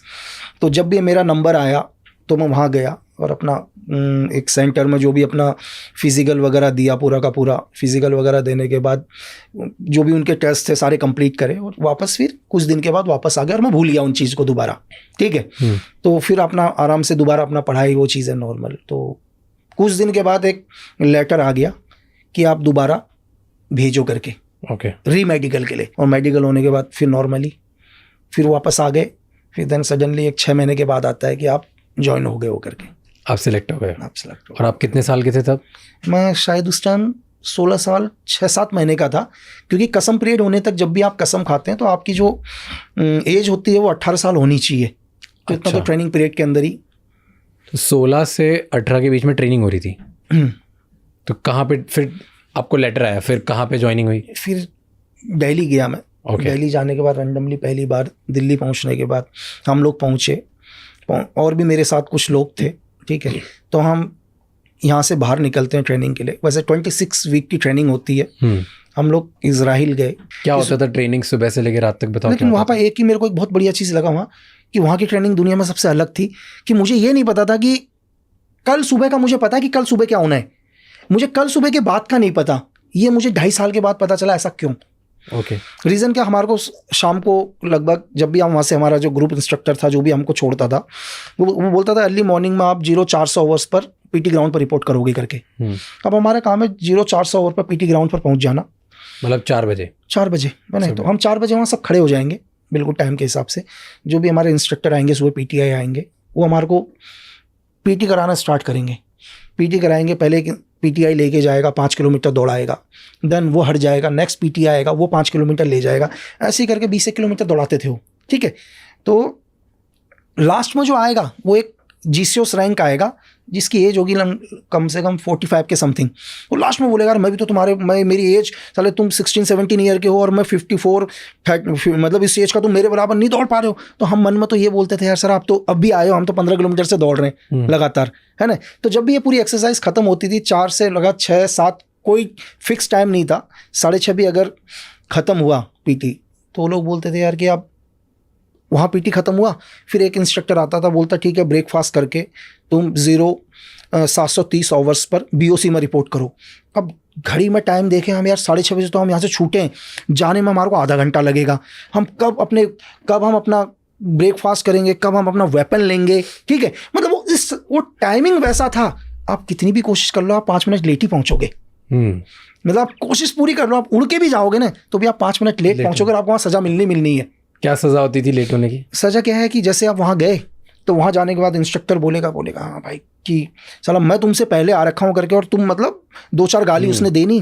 और सज़ा क्या होगी कि उसको टच, आदमी की मरने जैसी हालत वहीं हो जाती थी। मतलब आप ताकत नहीं रही बॉडी में, वो मतलब कि जितना हम सुबह एक्सरसाइज करके आए हैं, जो 20 किलोमीटर दौड़ के आए हैं, वो हमारे को विदिन 5 मिनट के अंदर उतना ही थका देता था। और एक साथ हाथ में उनके गोल्फ के स्टिक रहते थे, ठीक है। अब वो एक जिसके पड़ गया तो फिर उसके बाद होने के बाद नेक्स्ट भी बीओसी बैटल ऑब्स्टिकल कोर्स, फिर वो करना पूरा का पूरा 26-27 ऑब्स्टिकल से वो पूरा करना। तो लगभग 9, 9:30, 10 वहाँ बज गए। फिर जैसे ही 10 होंगे खड़ा तो वो बोलेगा ठीक है अभी घड़ी में 10 बज गए हैं करके, आप 10:30 बजे रॉक क्लाइंबिंग रिपोर्ट करो। अरे फिर रॉक क्लाइंबिंग, फिर भागना उधर। और साइकिल उन्होंने वो दे रखी थी कि जिस साइकिल के पीछे वो स्टैंड भी नहीं था बैठने का। मतलब जिसको साइकिल चलानी नहीं आती उसके लिए तो भाई वो तो महाभारत ही था, आप बैठा ही नहीं सकते ना किसी दूसरे को। तो फिर वहाँ पहुँचना, अपना रॉक क्लाइंबिंग में पहुँचना। फिर रॉक क्लाइंबिंग में अब उसने देख लिया ये आ गए करके, तो पहले तो रॉक क्लाइंबिंग में पहुँचने से पहले वो हाथ को ही ख़त्म कर देगा, 200, 250, 300 तो डिप्स लगाएगा, और जो हाथ में बिल्कुल ताकत नहीं रहेगी फिर कहेगा चलो ऊपर करके, ठीक है। अब रॉक क्लाइंबिंग खत्म होगी, वहीं पर आपका टी वगैरह आ जाएगा। तो रॉक क्लाइंबिंग जैसे कोई नहीं कर पाया, नहीं जानने ऐसा नहीं है कि डेफिनेटली हम क्या बोल रहे हैं कि हर चीज़ का एक प्रोसीजर है। ओके। ऐसा नहीं है कि फर्स्ट दिन ही आपको धीरे धीरे आपके स्टेमिना को बढ़ाया जाएगा। जैसे आज हमने 10 किलोमीटर दौड़ा है, कल हम 15 दौड़ेंगे, उसके दिन 20 दौड़ेंगे, नेक्स्ट दिन हम 2 ही किलोमीटर दौड़ेंगे। वो सब चीज़ एवरेज को करके रखते हैं, ठीक है। और पहले मैंने आपको बोला वहाँ जाने से पहले वो लोग पूरा स्टेमिना पहले ही चेक करते हैं कि है या नहीं है करके। ऐसा नहीं है, मतलब मैंने आपको क्या बोला कि पूरे इंडिया लेवल से उन्होंने बुला रखे हैं, वो ट्रेनिंग के लिए उन्होंने 32 लड़के सेलेक्ट करें, तो उन्होंने डेफिनेटली देखा है कि इसका स्टेमिना क्या है करके पहले से, है ना, वो झेल पाएगा नहीं झेल पाएगा। तो फिर रॉक क्लाइंबिंग करी, जैसी आए मतलब बुरा हाल हुआ, 12, 12:30 बज गए। तो फिर बोलेगा एक काम करो आप 15-20 मिनट का टाइम देगा, बोलेगा यूएससी में रिपोर्ट करो, मतलब अनआर्म्ड कम्बैट जो फाइटिंग वगैरह चलती है मार्शल आर्ट टाइप का। तो वहाँ एक पिट बना हुआ है, उस पिट के ऊपर हम लोग पहुँचेंगे। फिर वहाँ पर फाइटिंग तो सिखाएगा 15 मिनट, 2 घंटा वो वैसे ही बर्बाद करेगा। मतलब उसको टच, इसको गोद में उठाओ, मतलब मरने से बुरी हालत। और जब बॉडी के ऊपर मतलब दुनिया भर की मिट्टी होगी, बालों में भी मिट्टी होगी, फिर एकदम से वहाँ पर एक गाड़ी पहुँचेगी और बोलेंगे भाई आपके पास 15 मिनट का टाइमिंग है, खाना खाने के बाद स्विमिंग में रिपोर्ट करो करके। अब भाई आप क्या खाना खाए, हाथ कब, जब तक लास्ट वाले का नंबर आता था टाइम खत्म हो जाता था, ठीक है। मतलब आपके पास सब कुछ है, अब खाना भी आप कैसे खाओगे यूएससी पिट में, हम लोग प्लेट सामने रखते थे और अपने आप को बहुत दूर रखते थे, बॉडी को दूर से ही खाना लेते थे स्पून से, क्योंकि पूरी मिट्टी आ जाएगी आपके उसमें, है ना। तो ये लगभग ये लगा लो आप कि ये रात को 12 साढ़े 12 बजे तक 12 साढ़े 12 तक कंटिन्यू। जब थ्योरी की क्लास में बैठेंगे तो भाई साहब नींद ऐसी आ रही पूछो मत। वहाँ ट्रेनिंग, रात को थ्योरी की क्लास होती थी, थ्योरी की क्लास है, और वहाँ मतलब कितनी भी कोशिश कर लो, मतलब जानबूझ के हम लोग खड़े हो जाते थे कि यार नींद ना आए करके। वो एक स्टिक लेके बैठा हुआ कान में सीधा मारेगा तो बुरा हाल, हर बारी ट्रेनिंग चेंज। और क्यों ऐसा करते थे? आपने बोला 2.5 साल बाद पता चला कि मतलब बताते नहीं थे क्या? वो इसलिए नहीं बताते कि अगर मुझे कल का पूरा रूटीन बता दिया मैं अपने घर आ जाऊंगा बस। मतलब इतनी ताकत नहीं है हमारी बॉडी में, मतलब मेरे माइंड में इतनी शक्ति नहीं है कि मैं वो सब कुछ झेल सकूं। अगर आप अभी यहाँ बैठे हो, मैं आपको बोलूँगा एक काम करते हैं, बोला हाँ चलो रेडी होके आ जाओ नीचे, पीटी ड्रेस में रेडी होके आ जाओ, आप आ जाओगे। अब मैं बोलूँगा आपको यार चल रनिंग कर, आप रनिंग करा, करते करते मैंने आपको 20 किलोमीटर 25 किलोमीटर दौड़ा दिया। मैं अभी आपको बोलूँगा यार 25 किलोमीटर दौड़ने, तो आप तो वैसे मेंटली अरे नहीं आना भाई, अब यही मना हो गए ना। हाँ, तो जब आपने ये ट्रेनिंग करी 2.5 साल, ठीक है, अब उधर 2.5 साल के बाद वहाँ जब ट्रेनिंग में थे, वहाँ कोड रेड करके कुछ होता है? मतलब तो कोड रेड जैसे एक मूवी में दिखाया था, नेवी सील में होता है कोड रेड। मतलब ऐसा होता है कि जो वीक होते हैं बाकी सब में से, उनको आपस के लोग काफी पनिशमेंट करते हैं और बुली करते हैं, और वो उसमें क्या है वो आपको मैं बताता हूँ। एक्चुअली क्या होता है, ये वहाँ फर्स्ट वीक के अंदर हम लोगों को चेक करते हैं, सबका रिजल्ट जाता है ग्रुप कमांडर के पास। हर बंदे का एक रिजल्ट होगा, जो रिजल्ट जाएगा कि उसका फिजिकल कैसा है, वो मेंटली कैसा है। तो रिजल्ट बनने के बाद जो वहाँ का बेस्ट होगा, जैसे 100% वाला है, उसको 40% का बड्डी पेयर दे देंगे। मेरी बात समझे? अब रीजन क्या है, उसको मुझे लेके आना है। मैं रनिंग कर रहा हूँ, अगर मैं आज 20 किलोमीटर रनिंग कर रहा हूँ और मैं एक्सीलेंट आ गया, मेरा एक्सीलेंट तब तक नहीं माना जाएगा तब तक मेरा बड्डी पेयर वहाँ नहीं पहुँचेगा। मेरा काम है उसको लेके आना। नहीं, बट पनिशमेंट नहीं होती जो वीक होते हैं उनके लिए? नहीं, वो जो वीक है उसके लिए वही पनिशमेंट होगी ना, मैं उसको घसीट के ला रहा हूँ। उससे ज़्यादा पनिशमेंट क्या होगी? मैं लात मार मार के लेके आ रहा हूँ कि तेरी वजह से मैं फेल हो रहा हूँ यार, क्योंकि तेरी वजह से मैं ट्रेनिंग नहीं कर पाऊंगा। वो कहेगा भाई मैं नहीं आ रहा करके। एग्जाम्पल के लिए वो दौड़ा, रनिंग करी उसने, और 15 किलोमीटर के बाद वो बोलता तू जा, मैं नहीं आऊंगा। यार मैं क्या करूंगा तेरे बिना ना जाकर, मैं तो वैसे ही फेल हूं ना। तो ऑलरेडी पनिश है उसके लिए, और पनिश उसके लिए भी है, मेरे लिए भी है। कई बार मुझे उसका वेट भी लेके चलना पड़ रहा है क्योंकि मुझे पास होना है। और लेकिन वहां पे बुली नहीं होता कोई? क्या चीज होता है सर, बहुत कोशिश करते हैं लोग बिल्कुल बिल्कुल चमकाने की, बुली करने की, कुछ तो करते होंगे डेफिनेटली। क्या करते हैं? जैसे कोई जैसे करता होगा, क्या है मैं आपको बताता हूँ, रैगिंग करते होंगे? नहीं, रैगिंग तो नहीं होता है, लेकिन इसमें क्या है, रैगिंग ही समझ लो आप कि एक एग्जांपल के लिए क्या है, इंस्ट्रक्टर है अभी, वो बोलेगा ठीक है एक काम करो, मैं आ रहा हूँ थोड़ी देर में, आप 200 पुशअप लगाओ। वो 200 पुशअप तो कौन लगाना है, लेकिन वो नजर रखेगा कि किसकी वजह से सबको वो करना है करके। ठीक है, अब जैसे एक मेरे ऊपर इंस्ट्रक्टर की नजर है, किसी की है, वो देख रहा है मैंने पुशअप नहीं लगाए करके कंटिन्यू, मैं सिर्फ 15 के बाद ही रुक गया। अब वो मेरे को बोलेगा आएगा थोड़ी देर में, बोला सबने ईमानदारी से किया, बोला हाँ। अब मेरे को बोलेगा हाँ भाई चेस्ट नंबर होता है, तो बोला चेस्ट नंबर सामने आ जा करके, बोला कितने लगाए करके। अब भाई इतने ही लगाए, उसको तो पता है, गिनती के बता देगा तूने इतने लगा रखे हैं। अब बोलेगा इसकी वजह से एक काम करो, तुम 100 पुशअप और लगाओगे करके सारे। अब सब किसके ऊपर गुस्सा हुए? मेरे ऊपर हुए, क्योंकि मेरी एक की वजह से उनको क्या करना पड़ा, 100 एक्स्ट्रा करना पड़ा। ये तो फिजिकल ट्रेनिंग हो गई, राइट। फिजिकल ट्रेनिंग के अलावा मेंटल ट्रेनिंग भी कुछ देते हैं? हाँ बिल्कुल सर, देखो मेंटल, फायरिंग, नेविगेशन, दुनिया भर की ट्रेनिंग। मतलब देखो फिजिकल तो फिजिकल ही है नॉर्मली। फिजिकल ट्रेनिंग के अलावा क्या है कि स्किल्स, आपको एक्सप्लोजिव, नेविगेशंस, आपको फायरिंग। और फायरिंग भी नॉर्मल फायरिंग नहीं सर। नॉर्मल फायरिंग तो क्या हो गया कि आप फायरिंग रेंज में गए, ठीक है, आप फायरिंग रेंज में मतलब 100, 200, 300 मीटर पर फायरिंग करा, वो नहीं। आप क्या करोगे, आप बीओसी को क्रॉस करोगे। मतलब पहले आप इतने थक चुके होंगे, जैसे सुबह मैंने आपको बोला कि अर्ली मॉर्निंग आपकी पीटी होगी, पीटी होने के बाद आप बहुत थक चुके होंगे पहले से ही, ठीक है। और थकने के बाद आपको बीओसी कराया जाएगा। बीओसी कराने के बाद आपको एक टाइमिंग डिसाइड होगा, ठीक है। बीओसी के बाद यूएससी में जाओगे आप, असल्ट ऑब्स्टिकल कोर्स होता है उसमें ओनली यार 5 या 6 ऑब्स्टिकल्स होते हैं शायद, तो और बहुत कम टाइमिंग है उसका, 5 या 6 टोटल टाइमिंग 6 मिनट के समथिंग का टाइमिंग है। इस 6 मिनट में 1 किलोमीटर या 800-900 मीटर के समथिंग में ऑब्स्टिकल बने हुए हैं 6। आप सारे ऑब्स्टिकलों को क्रॉस करोगे, और ऑब्स्टिकल को क्रॉस करने के बाद आपका वेपन वहाँ रखा होगा, ठीक है। कोई भी एक वेपन, चाहे M16 हो या AK कोई भी हो, आप वेपन को उठा के आपको टारगेट मारना है। आपका वेपन होल्ड ही नहीं कर पाओगे आप इतने थक चुके होगे, आप होल्ड नहीं कर पाओगे वेपन को। जब पहले दिन आप करोगे क्या फायर करूँ करके, है ना, क्योंकि आप आपकी बॉडी इतना आपका मतलब जवाब दे चुकी है, जवाब दे चुका है, आपका सांस आप नहीं रोक सकते हो। तो आपको फायरिंग करने के लिए किसी भी एक अच्छे फायरर का, कि आपका एम और माइंड एक जगह, यहाँ तो आपका कुछ भी नहीं है सर, आपका माइंड भी उस जगह पर नहीं है, आपका एम भी उस जगह में नहीं है, आपकी बॉडी भी आपका साथ नहीं दे रही है। पहला दिन और जब लास्ट 2 साल का दिन, तो उसमें धरती आसमान का फर्क आ जाता है। जब लास्ट 2 साल के बाद निकलोगे, आपका माइंड भी वहीं पर होता है, आपका आई भी वहीं पर होता है सर, ठीक है, और आपकी बॉडी भी आपका साथ देती है। तो ये सब प्रोसीजर दिन में, नाइट के अंदर आपको कैसे फायरिंग करना है, रात में भी आपके टारगेट लगे हुए हैं, बहुत सारे टारगेट लगे हैं। आपको एक हल्का सा कैंडल नजर आ रहा है, आप 100 मीटर पर हो और आपको छोटी सी एक मोमबत्ती नीचे जली हुई है, उस मोमबत्ती को देख के आपको अपने टारगेट को खत्म करना है, टारगेट के ऊपर गोली मारना है, बाकी आपको कुछ नजर नहीं आएगा, ठीक है। शूट टू किल के ऊपर आप जाओगे, पिस्टल फायरिंग के ऊपर जाओगे, MP5 के ऊपर आप जाओगे। उसमें सिर्फ 4 सेकंड के अंदर क्या होता है, बहुत सारे टारगेट्स होते हैं, मतलब 15-16 टारगेट लगे होते हैं। आप 4 टारगेट आपको दिए होते हैं कि आप 4 टारगेट के ऊपर गोली मारोगे करके। टारगेट्स तो बहुत सारे हैं, और जो टारगेट होगा वो भी आपका, मैं इंडियन टारगेट के हिसाब से बताऊं, रूबिया टारगेट है एक, ठीक है, कि उसमें क्या है, लड़की का फेस, जो एनिमी है उस टारगेट के ऊपर, एनिमी छोटा सा नजर आ रहा है, मतलब इतना सा हेड नजर आ रहा है एनिमी का, पूरा चेहरा भी नजर नहीं आ रहा, और फ्रंट में पूरी लड़की नजर आ रही है। अब आपको 4 सेकंड के अंदर क्या है, वो जो बाकी टारगेट है वो पब्लिक है, सिविलियंस है। 4 टारगेट हैं कि 4 एनिमी हैं जिन्होंने एक लड़की को गन पॉइंट पर लिया हुआ है। आपको 4 सेकंड के अंदर शूट टू किल में, आप अपने पिस्टल को हाथ नहीं पकड़ सकते अभी, आपका पिस्टल लगा होगा और आप हाथ छोड़ोगे, तब तक इंस्ट्रक्टर क्या करेगा, एक विसल होगा, और उसके विसल के साथ आपको हॉलिस्टर खोलना है, पिस्टल निकालना है, पिस्टल को कॉक करना है, और चौथे सेकंड में दोबारा विसल बज जाएगा। सिर्फ 4 सेकंड का टाइमिंग होगा आपके पास। इस 4 सेकंड में आपको उन सबको छोड़ के उस आदमी के हेड पर शूट लगना चाहिए सर। अगर इनमें से किसी भी टारगेट को बीच में गोली लगा, आप माइनस में जाओगे।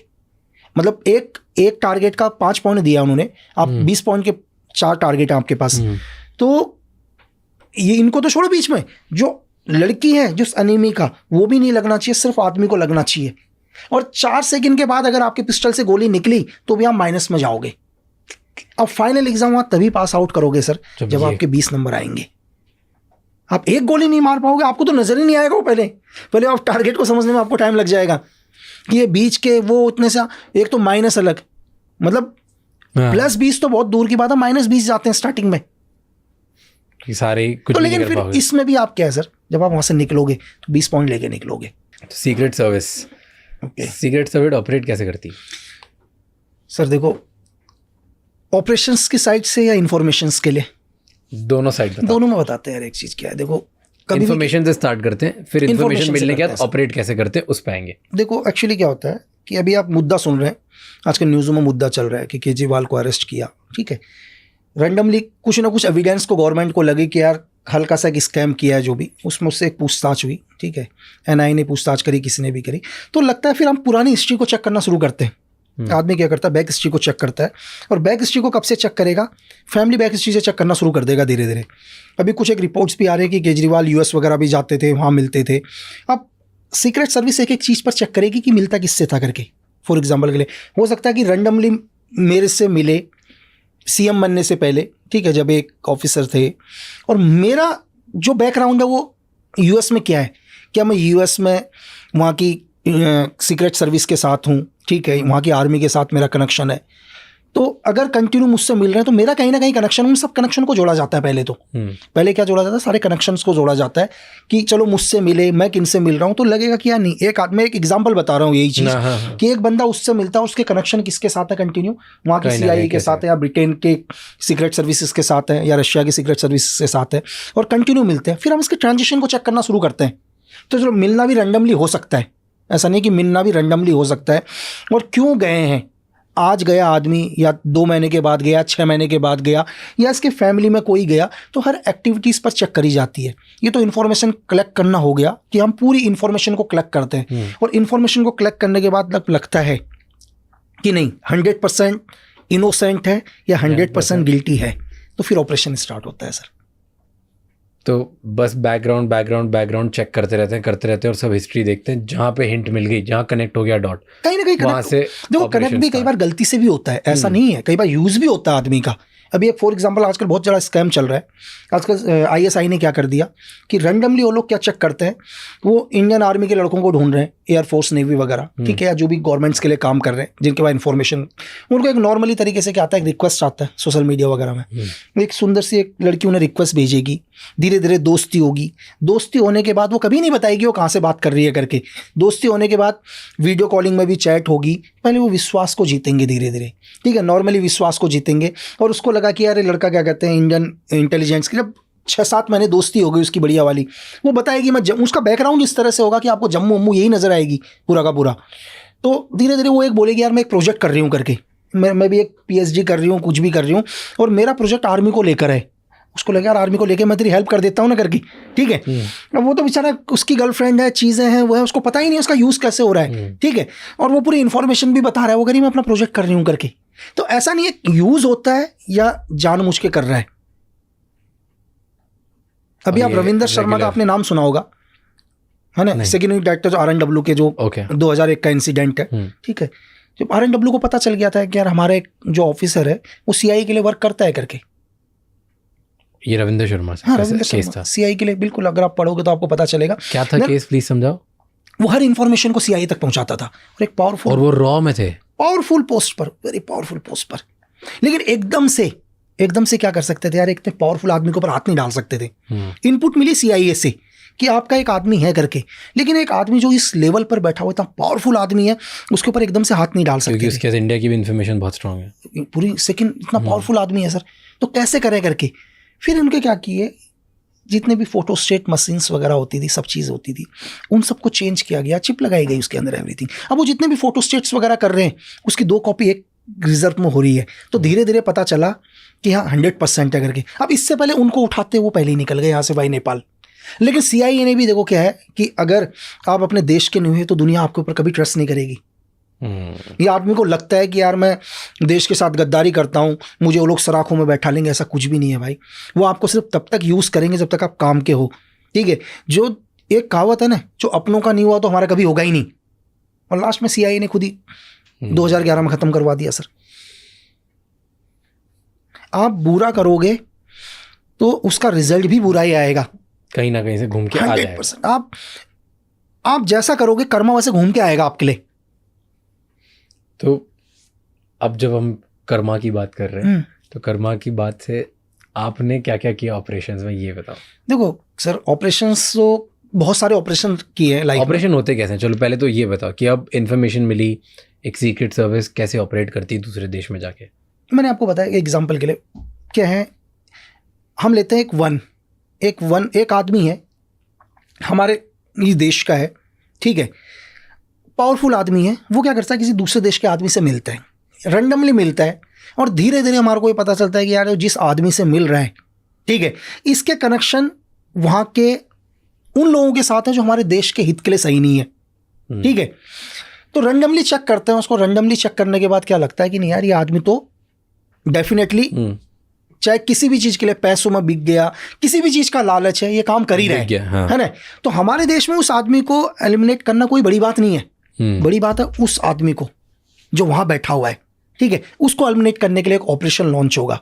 और जैसे मैंने आपको बताया कि अब जो ऑपरेशन लॉन्च होता है, अब आप अपने देश को छोड़ के जा रहे हो, अब आप अपने देश को छोड़ के जा रहे हो तो डेफिनेटली आपका तो सपोर्ट बंद हो गया, क्योंकि मैंने आपको बताया था थोड़ी देर पहले कि कभी भी अगर एक स्पाई या एक एजेंट अपने देश को छोड़ेगा, पकड़ा गया तो सजाए मौत, और देश डिनाई कर देगा कि पता ही नहीं। रूल है सर, वो तो करना ही पड़ेगा, क्योंकि जो आदमी जा रहा है उसको भी पता है कि डेफिनेटली देश मना कर देगा। अब लेकिन क्या है कि आपको एक आदमी को एलिमिनेट करना है, करेंगे कैसे, ठीक है। अब आपको वहां पर अपना क्या करना है, अपना पूरी की पूरी आपको एक टीम रेडी करनी है, ठीक है। ऑपरेशंस कैसे, एक एग्जांपल के लिए, एक उसकी हर लोकेशंस को चेक किया, उसके हर रूट को चेक किया। अब जो उस ऑपरेशन के अंदर आदमी जाएंगे, ठीक है, 3 लोग, उन 3 लोगों को भी नहीं पता होगा टारगेट है क्या करके, उनको पता ही, और वो 3 लोग जिंदगी में पहली बार मिल रहे होंगे और आखिरी बार मिलेंगे। मैं यहां हूं अभी कि सपोज करो यहीं एक टारगेट गिराना है, तो मुझे ये पता है कि E+ मतलब कल मुझे शाम को 1700 आवर्स पर क्या है, अंधेरी आना है। मुझे सिर्फ ये पता है कि अंधेरी आना है, बाकी मुझे कुछ नहीं पता अंधेरी कहाँ है करके, ठीक है। एक GR दे दिया, ग्रिड रेफरेंस, मेरे पास एक GR है, मेरे पास मैप है, उस मैप पर मुझे एक 4 फिगर दे दिए, उस 4 फिगर में मेरे को 1 किलोमीटर के दायरे में मुझे नहीं पता कहाँ जाना है। मुझे बोला कि इस 1 किलोमीटर के मैंने मैप पढ़ा है अपना सिर्फ, और मैप पर मैं होल्ड कर रहा हूँ, मतलब मैं जिस जगह पर बैठा हुआ हूँ वहाँ से 1 किलोमीटर का सर्कल मुझे नहीं पता क्या है करके। क्लियर है? आज मैं होल्ड कर दिया यहाँ पर। नेक्स्ट दिन मुझे बोला जाएगा 6 फिगर GR। जैसे मैंने 6 फिगर GR को चेक किया तो मुझे पता चला यहाँ से 800 मीटर या 700 मीटर पर दूरी पर मुझे पहुंचना है। अभी भी मुझे नहीं पता कि 100 मीटर का दायरा मेरा कौन सा है करके। ठीक है, ऐसी कोई और भी टीम है मेरी, उन टीमों को भी सेम। जब मैं 100 मीटर के दायरे में पहुंचा तो फिर मुझे बोला 10 फिगर का एक GR। ठीक है, मैं 10 मीटर पर पहुंचा, बोला रैंडमली एक बंदा वहां पर तुम्हें इस लुक पर देख रहा होगा, उसको भी हम पहली बार मिले थोड़ी देर के लिए। मैं जानता ही नहीं हूँ आदमी कौन है, कौन से देश का है, यहाँ का है, कहाँ का है, कुछ नहीं पता। फर्स्ट टाइम मिला, टारगेट हमारा एक ही है, उनको भी नहीं पता टारगेट कौन सा है करके। और भरोसा करना है तीनों को, लेकिन टारगेट नहीं पता ना अभी तक तो। और तीनों ना पहले भी नहीं मिले। अगर हम पहले भी मिले होते तो हम अपना दिमाग यूज करना शुरू करते, लेकिन दिमाग कोई और यूज कर रहा है। ठीक है, ऑपरेट कहीं और से हो रहा है, हम सिर्फ एक क्या है, रॉबर्ट जो काम कर रहे हैं। देन तीनों मिले, तीनों मिलने के बाद बोला फलाना आदमी देखो सामने से आ रहा है करके। ठीक है, वो कोई और होगा जो उन्हें एक्सेस दे रहा होगा, उसका भी हमें नहीं पता होगा कि उन्हें फॉलो कोई और कर रहा है। ठीक है, वो वहाँ से कंटिन्यू बता रहा होगा एक गाड़ी आ रही है, ठीक है, एक फलाने नंबर की गाड़ी आ रही है, रोड के उस पार आएगी, उसके अंदर एक आदमी बैठा हुआ है ब्लैक सूट पर, वो वहाँ पहुँच गया। कंटिन्यू एक और आदमी साथ में बता रहा है। ठीक है, कि टारगेट को एलिमिनेट करने वाले हम हो गए, इन्फॉर्मेशन गैदरिंग करने वाला कोई और हो गया। तो इस तरह से पूरी टीम होती है, और हम मिले फिर हम कभी नहीं मिलेंगे। वहां से फिर एस्केप चले गए, निकल गए। एस्केप के लिए भी अपना अपना पूरा रूटीन बैठा हुआ है। एस्केप कराने वाला भी एक दूसरा है कि भाई मेरे को बोला तू ए जगह पर पहुंच, तो वो दूसरे वाले को बी जगह में, ए जगह पर पहुंचा। ए जगह पर पहुंचने के बाद मुझे मेरे डॉक्यूमेंट्स दिए, जो भी है, जो भी चीज़ दिया, नई आइडेंटिटी दी। उसने बोला कि तू सी जगह पर पहुंच। मैं सी जगह पर पहुंचा, सी जगह पर एक आदमी मिला। तो हम पहली बार मिलेंगे और जिंदगी में फिर कभी नहीं मिलेंगे। ऐसे आपने कहाँ पे ऑपरेशंस किए? ऐसे बहुत सारी जगह पर करे सर। मैं जगह तो, कंट्री तो बता नहीं पाऊंगा, लेकिन बहुत सारे ऑपरेशंस रहे लाइफ में। कंट्री नहीं बता पाओगे? कंट्री नहीं बता पाऊंगा, बहुत सारे रहे। बहुत सारी ऐसी रही। कोई एक ऑपरेशन बताओ बिना कंट्री नाम दिए। अब एक्चुअली हुआ क्या था कि एक हमारे कभी सीनियर रहे होंगे कोई भी, हमने एक अपना बिजनेस, एक आदमी इस्टेब्लिश किया एक देश के अंदर, उसको सब कुछ दिया, पैसा ऐसा एवरीथिंग। अच्छा, एक बिजनेस पर्सन आप लोगों ने इस्टेब्लिश किया? हमने नहीं, मेरे सीनियर्स लोगों ने जो भी किया, मतलब इंडिया ने किया, क्योंकि उसका सिर्फ यही काम था कि जब भी उस देश में हमारे देश के लिए कोई दिक्कतें बढ़े या कोई कर रहा, हमारे जो लोग जाएंगे उसको सपोर्ट करेंगे करके। क्लियर है? अब उसने क्या किया, जब भी वहाँ पर एक ऑपरेशन लॉन्च करना था, ऑपरेशन लॉन्च करने के लिए उससे 1.5 CR की ज़रूरत थी। ठीक है, 2007 के समथिंग में। तो एक टीम गई वहाँ पर, उसके दिल में आ गया लालच। ठीक है, क्योंकि क्या होता है कि गवर्नमेंट भी कभी आदमी को नहीं छेड़ती, हो सकता है 10 साल तक उसको कभी ना छेड़े और ज़िंदगी भर के लिए भी नहीं छेड़ेंगे, इसमें काम नहीं पड़ेगा। तो वो भी शायद रैंडमली भूल गया, कुछ भी हो गया, जब उससे ज़रूरत पड़ी उसके मन में लालच आया और उसने वहाँ की गवर्नमेंट के साथ मिलकर, वहाँ की लोकल पुलिस के साथ मिलकर 3 बंदे मरवा दिए सर, सिर्फ 1.5 CR के चक्कर में। मतलब पैसा देना तो दूर की बात, क्योंकि वेपन्स के साथ टीम थी। अब उनको था यार अपना आदमी ये चीज़ें हैं करके पैसे लेने गए, वहाँ की एक लोकल टास्क फोर्स के साथ तीनों का एनकाउंटर करा दिया। ठीक है, अब उस आदमी को मारना बहुत ज़रूरी था, है ना? अब उस आर्मी को मारने के लिए भी कम से कम 1.5 साल की प्लानिंग हुई। फिर उस आदमी को मारना, क्योंकि उसको गिराना बहुत ज़रूरी है। जिसने हमारे 3 आदमी खोए सर, 3 आदमी गए उसकी वजह से। फिर हम उधर गए और जाने के बाद केबल का काम खोला पहले। ठीक है, केबल के काम खोलने, मतलब पहले केबल वगैरह चलता था, आजकल तो हाँ, मतलब हमारी टीम थी वहीं पर। फिर केबल के काम में वहीं पर पूरी टीम लगी, केबल वगैरह के ऑपरेटर कंटिन्यू उसके ऊपर नज़र रखना शुरू किया। एवरीथिंग, सब कुछ नज़र रखा, उसके हर मूवमेंट के ऊपर हमारी टीम नज़र रख रही थी। ठीक है, अब टीम नज़र रखने के बाद एक दिन इनपुट मिल गया कि यार सुबह सुबह डेली वो टेनिस खेलने जाता है अर्ली मॉर्निंग। ठीक है, उसका डेली का रूटीन है, उसका हर रूटीन को फॉलो कर रहे थे। ठीक है, फिर एक दिन अर्ली मॉर्निंग सुबह गए। अब सुबह जाने के बाद मैं और मेरा साथी था, अब मुझे बाइक चलानी थी।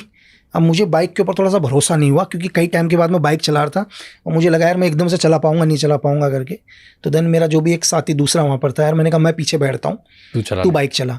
तो रैंडमली हम गए उधर पर अर्ली मॉर्निंग, सेम टाइम वो निकला वहाँ से, उसको एलिमिनेट किया। जैसे एलिमिनेट किया उसको, एलिमिनेट मतलब कैसे खत्म किया उसको गोली से? हाँ, गोली से खत्म किया। ओके। और देन वापस आए तो पीछे उसका एक बैग रखा हुआ था, और जैसे उसको किया, उसकी गाड़ी टकराई एक खंबे से, मिट्टी का है क्या, पत्थर का, बिजली का खंबा था, उससे टकराया तो पीछे का दरवाजा हल्का सा, वहाँ तो पीछे एक बैग था क्रिकेट का टाइप का। तो मैंने बोला अरे भाई देखे तो सही क्या है करके, कुछ और तो नहीं हो? तो देखे तो उसमें तो उस देश की करेंसी थी सर भाई, पूरी की पूरी पूरी भरी हुई थी करेंसी।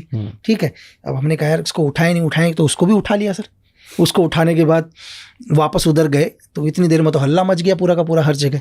ठीक है, तो ये हुआ करके उनको लगा कोई लूट या मर्डर हुआ करके साथ में। ठीक है, और किस्मत देख लो कि रीज़न कि उस आदमी ने 1.5 CR के लिए 3 बंदे मरवाए, है ना, 1.5 CR के लिए 3 बंदे मरवाए।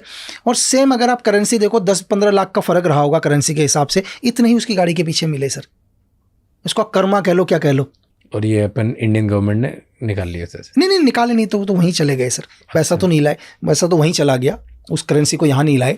लेकिन वो करेंसी हमारा मतलब नहीं था, सिर्फ टारगेट को एलिमिनेट करना था। वो तो रैंडमली मिल गया पीछे। और वहाँ से फिर इंडिया वापस कैसे है? वापस सर अपनी टीम बिल्कुल वही एक दूसरी जगह पे गए, दूसरी जगह गए, थोड़ा होल्ड किया जब तक मैटर शांत नहीं हुआ, जब तक होल्ड किया। पर ज़्यादा बेटर उसी टाइम एलिमिनेट करते से निकलना अच्छा होता है कि नहीं, रुकना? डिपेंड करता है सर आपका टारगेट कहाँ पर है। जैसे अगर आपने ये XYZ कंट्री में एलिमिनेट किया, मैं आपको एक उदाहरण, और उसके बाद जब तक वहाँ की पुलिस को पता चलेगा तब तक वो वहाँ पे आपके बारे में सबूत इकट्ठा करेगी या फोटो कहीं से इकट्ठा करेगी, कुछ ना कुछ करेगी। उससे पहले तो आप देश छोड़ दो तो बच गए। नहीं सर, डिपेंड आपका टारगेट कहाँ पर है। अगर सपोज करो मुंबई में एक टारगेट है, मैं कहाँ जाऊँगा मुंबई से? अगर आप मुझे गोरखपुर में एक टारगेट देते हो, मैं नेपाल निकल जाऊँगा। मेरे लिए उसी टाइम निकलना बहुत ईजी है। बट जैसे अगर मान लो मुंबई में हो तो मुंबई से सीधे निकल के आप पहले यहाँ से कैसे निकलोगे सर? मुझे छोड़ना तो देश ही पड़ेगा ना। मैं फ्लाई तो करूंगा नहीं यहाँ से, अब मैं फ्लाई तो करूंगा नहीं ना, मैं LOC क्रॉस करूंगा, चाहे मैं वाई नेपाल निकलूं, वाई बांग्लादेश निकलूं। पानी से निकलना पड़ेगा, लैंड से निकलना, कहीं से निकलना पड़ेगा, मैं फ्लाई नहीं कर पाऊंगा। लेकिन इतनी देर में मैंने आपको बोला कि आपका टारगेट दुनिया के कौन से कोने में है, वो लोकेशन कहाँ पर है, वो बहुत डिपेंड करता है। अगर सेम मुंबई में एक टारगेट होता है एग्जाम्पल के लिए, तो मेरे से यहाँ से निकलना बहुत मुश्किल हो जाएगा, मुझे होल्ड करना पड़ेगा कुछ भी करके, क्योंकि मैं नहीं क्रॉस कर पाऊंगा इंडिया। यही टारगेट मुझे आप गोरखपुर में देते हो, यही टारगेट मणिपुर के अंदर देते हो, ठीक है, मेरे लिए बहुत ईजी होगा क्योंकि बॉर्डर बहुत नजदीक है। डिपेंड करता है मैं कितनी देर में बॉर्डर क्रॉस करूंगा करके। एंड यूजुअली ज़्यादा सेफ लैंड होता है वाटर होता है? नहीं, लैंड ज़्यादा सेफ, पानी से भी ज़्यादा? पानी से ज़्यादा सेफ लैंड। क्यों ऐसे? क्योंकि एक्चुअली क्या है सर कि लैंड से हम लोग निकलेंगे, पानी से हम लोगों को रडार, देखो पानी से मैं तैर के तो जाऊंगा नहीं सर, डेफिनेटली तैर के तो मुझे बोट लेके जाना पड़ेगा, बोट रडार पर आएगा सर, है ना, कहीं कहीं नेवल बेस के रडार में आएगा। लेकिन जब मैं लैंड क्रॉस कराऊंगा, लैंड में मैं दुनिया के किसी रडार में नजर नहीं आऊंगा, तो लैंड से ज़्यादा आसान, लैंड से ज़्यादा ईजी है। वही तो, आप जैसे सीक्रेट सर्विस में थे, आपको बहुत चीज़ें पता होगी।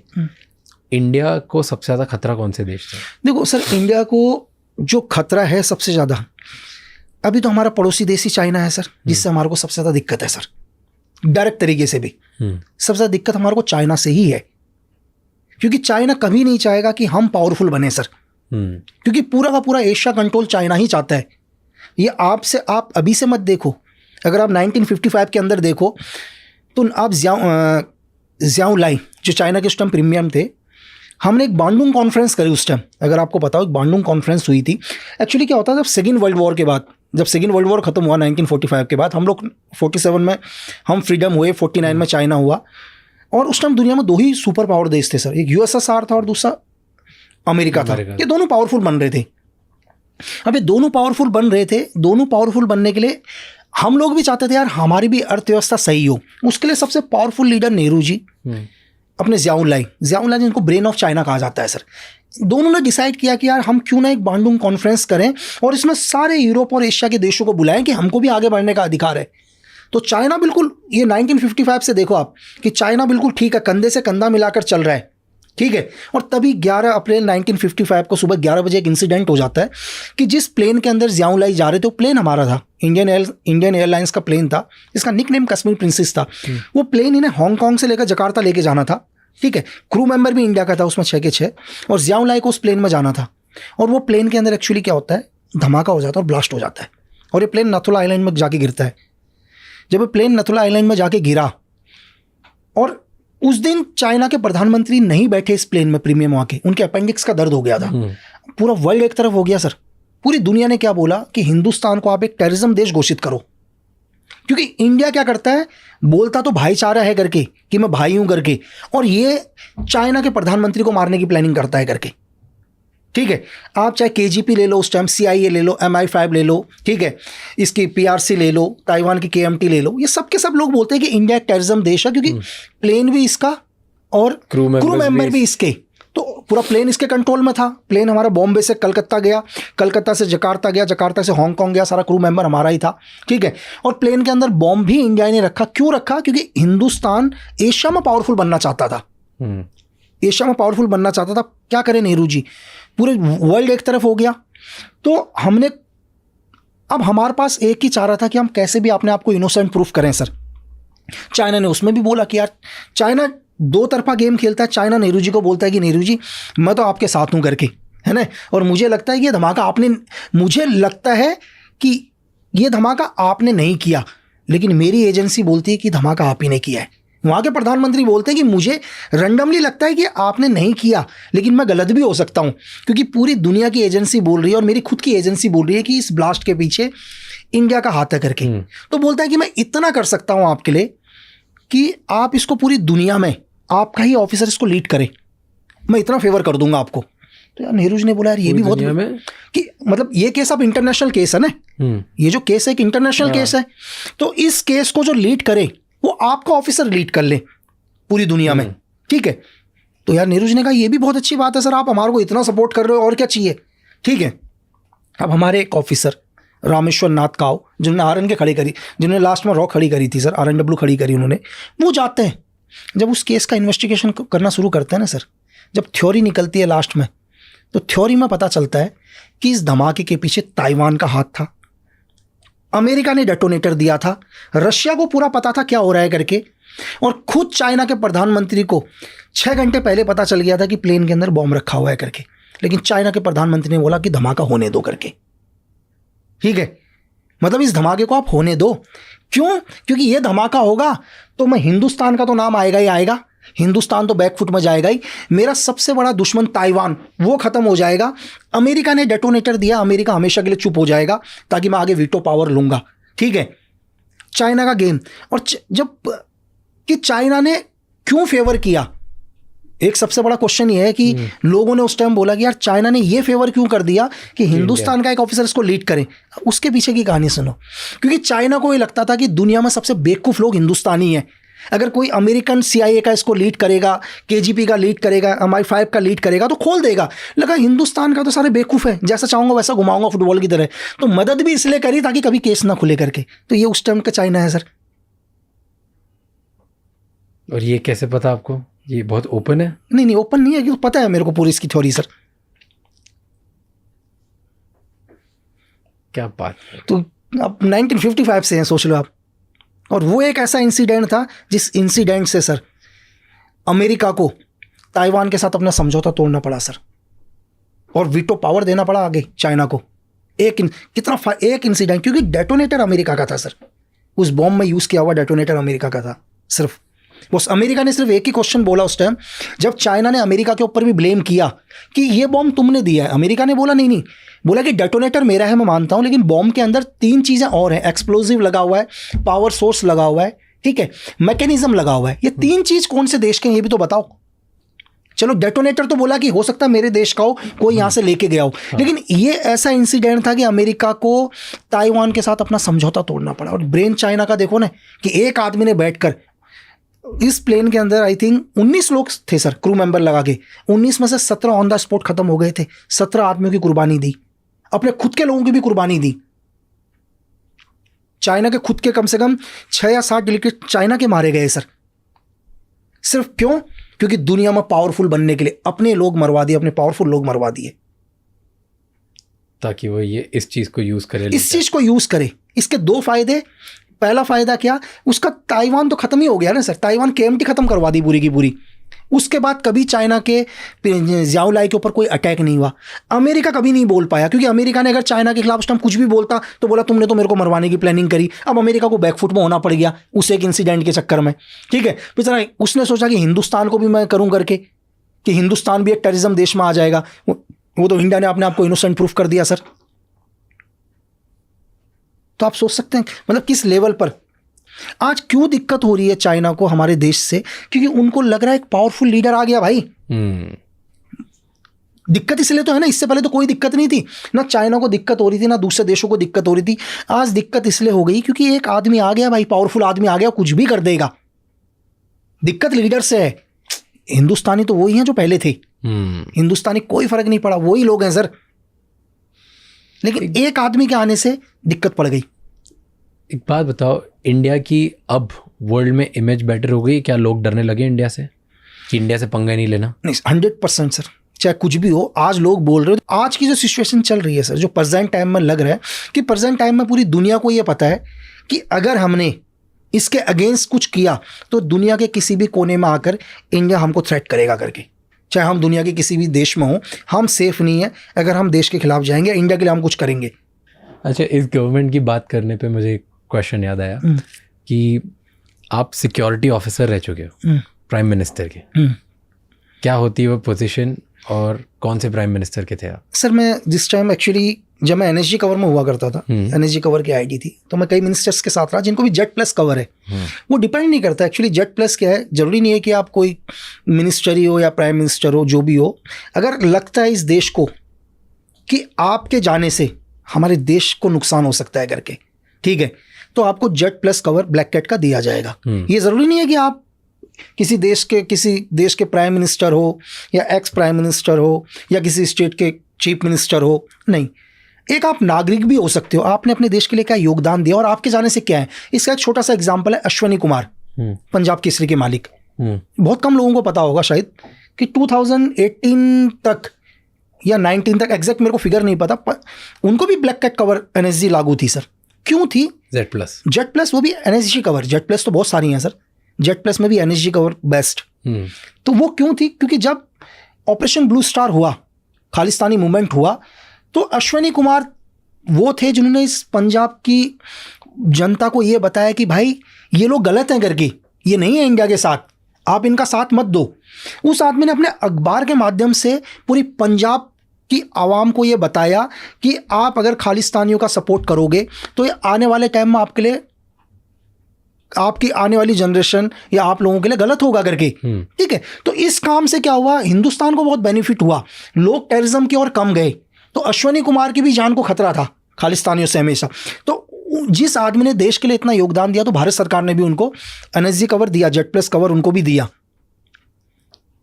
और इस बात का पैसे लेती है गवर्नमेंट? नहीं, इस चीज़ का कोई पैसा नहीं होता है सर। जैसे एक्चुअली क्या आजकल के टाइम में कोई भी आदमी पुलिस का एक गार्ड ले लेता है, पैसे लेता है। नहीं। अगर एनएसजी कवर डिसाइड करता है या आपको RNW या IB डिसाइड करेगी सर। अगर फॉर एग्जाम्पल के लिए कल आप बोलते हो कि मुझे एनएसजी कवर चाहिए करके, तो होम मिनिस्टर ये डिसाइड करेगी कि रियल में आपको एनएसजी कवर की ज़रूरत है या नहीं है, ठीक है। कि मतलब सपोज करो राज के जाने से इस देश को क्या नुकसान है करके, इस देश में क्या हो सकता है आपके जाने से। तो इसके लिए IB और RNW 2 साल एनालाइज करेंगे सर, और उनकी एक कंबाइंड रिपोर्ट जाएगी होम मिनिस्ट्री को, और दोनों की रिपोर्ट को चेक करने के बाद ये डिसाइड, अगर दोनों की रिपोर्ट ही कहती है कि नहीं आपको एनएसजी कवर देना चाहिए, तो आपको एनएसजी कवर मिलेगा सर। एनएसजी कवर के बाद 99.9% सेफ होता है इंसान? नहीं सर, देखो एनएसजी कवर के बाद भी अगर आप इंसिडेंट देखो तो एक ही इंसिडेंट हुआ है देश में, पंजाब के CM बैन सिंह के ऊपर ही जो इंसिडेंट हुआ था, ठीक है। वो भी इंसिडेंट क्या हुआ, एक्चुअली उनकी गाड़ी के अंदर एक्सप्लोजिव, जहाँ भी उनकी गाड़ी होती थी। एनएसजी कवर भी क्या है सर, एनएसजी कवर का काम है मोबाइल सिक्योरिटी, ठीक है। आप किसी को भी अगर एनएसजी कवर है किसी के पास भी, एग्जाम्पल के लिए अभी उत्तर प्रदेश के मुख्यमंत्री योगी आदित्यनाथ सर के पास भी एनएसजी कवर है। तो एनएसजी कवर का काम क्या है कि जब भी योगी सर अपने घर से निकलें किसी भी जगह पर, तो एनएसजी का काम है मोबाइल सिक्योरिटी देना, उनको मोबाइल सिक्योरिटी को प्रोवाइड करना, दोबारा उनके घर तक छोड़ने की जिम्मेदारी एनएसजी कवर की है सर। लेकिन जब वो अपने घर पर हैं तो उनकी जो लोकल स्टेट की पुलिस है या CRPF है या जो भी पैरामिलिट्री फोर्स उनको मिली है, वो सिक्योरिटी देगी उसमें, ठीक है, जब भी मूवमेंट होगा वो ओनली मोबाइल मूवमेंट क्या होगा, वो एनएसजी कवर का मोबाइल मूवमेंट होगा। तो बैन सिंह के ऊपर भी इंसिडेंट क्या हुआ, जो रूटीन उनकी गाड़ी थी सर, वो रूटीन उनकी जो गाड़ी जब भी सर्विस के लिए गाड़ी जाती थी सर्विस वगैरह करने के लिए, वो जब बाहर गई तो उसमें एक्सप्लोसिव प्लान कर दिया सर। तो सेफ तो सर देखो, सेफ तो दुनिया में मौत तो आएगी सर। अब वो क्या बहाना लेके आती है वो कुछ नहीं कह सकते, लेकिन है तो आप 99% सेफ हो, 100% तो दुनिया में कुछ भी नहीं कर सकते हैं सर। तो ये अभी जैसे एनएसजी कवर है, ये सिर्फ चीफ मिनिस्टर्स और प्राइम मिनिस्टर्स को ही मिलती है? नहीं सर, प्राइम मिनिस्टर के पास एसपीजी है, अभी एसपीजी कवर में आते हैं प्राइम मिनिस्टर और Gandhi special protection group sir. वो एसपीजी का अपना ग्रुप है सर। एनएसजी से भी ऊपर होता है? नहीं सर, एक्चुअली देखो एनएसजी क्या है, NSG national security guard. NSG का काम है सर ऑपरेशंस करना। एनएसजी का काम सिक्योरिटी नहीं है कि हम सिक्योरिटी प्रोवाइड करेंगे करके। एनएसजी सिक्योरिटी के लिए नहीं बन रखी है, नेशनल सिक्योरिटी गार्ड बनी है कि इस देश के अंदर अगर कोई भी टेररिज्म अटैक होता है या स्काई मार्शल या एयर में कोई भी प्लेन हाईजैक होता है, जैसे 99 में IC-814 जो हाईजैक हुआ था इंडियन एयरलाइंस की प्लेन जो गंदार लेकर गए थे, उसके बाद स्काई मार्शल भी बनाई गई। एनएसजी का काम है ओनली काउंटर ऑपरेशन लैंड और स्काई में। एनएसजी बनी इसके लिए है सर, एनएसजी नहीं बनी है सिक्योरिटी के लिए। लेकिन एनएसजी है तो सिक्योरिटी दे रहे हैं। अगर कल सपोज करो कोई भी काउंटर अटैक होता है, टेररिज्म होता है, तो एनएसजी की सिक्योरिटी को विड्रॉल कर दिया जाएगा सर। जब वो देश में नहीं कर रहे हैं कोई ऐसा, तो कहीं ना कहीं काम लेने के लिए उनको सिक्योरिटी में लगाया गया है, जो भी एसआरजी ग्रुप है उनका। और एसपीजी ओनली सिक्योरिटी के लिए ही बनी है सर। एसपीजी सिर्फ सिक्योरिटी के लिए ही बनी है, उनको ट्रेन ही सिर्फ सिक्योरिटी के लिए, सिर्फ सिक्योरिटी के लिए ही बना है सर। ओके, सो अभी जो योगी जी के पास है वो एनएसजी है, एनएसजी कवर है योगी जी के पास। और शायद हिंदुस्तान में 16, 17 या 20 आदमियों के पास होगी sir NSG cover. NSG cover. Okay, जैसे ना एक मैं वेब सीरीज़ देख रहा था, मुझे नाम याद नहीं उस सीरीज़ का, पर उसमें ऐसा होता है कि जो प्रेसिडेंशियल सिक्योरिटी होती है, जैसे बाहर के देशों में प्रेसिडेंट्स वगैरह के लिए भी सेम सॉर्ट ऑफ सिक्योरिटी होती है, राइट? तो उसमें ऐसा होता है कि एक शूटर्स होते हैं और एक प्रोटेक्टर्स होते हैं। तो एक पूरी आपकी जो सिक्योरिटी होती है, जैसे मान लो अगर 60 लोगों की सिक्योरिटी है, 50 लोगों की सिक्योरिटी है, उस 50 लोगों की सिक्योरिटी में कुछ लोगों को पता होता है कि कौन प्रोटेक्टर्स हैं और कौन शूटर्स हैं।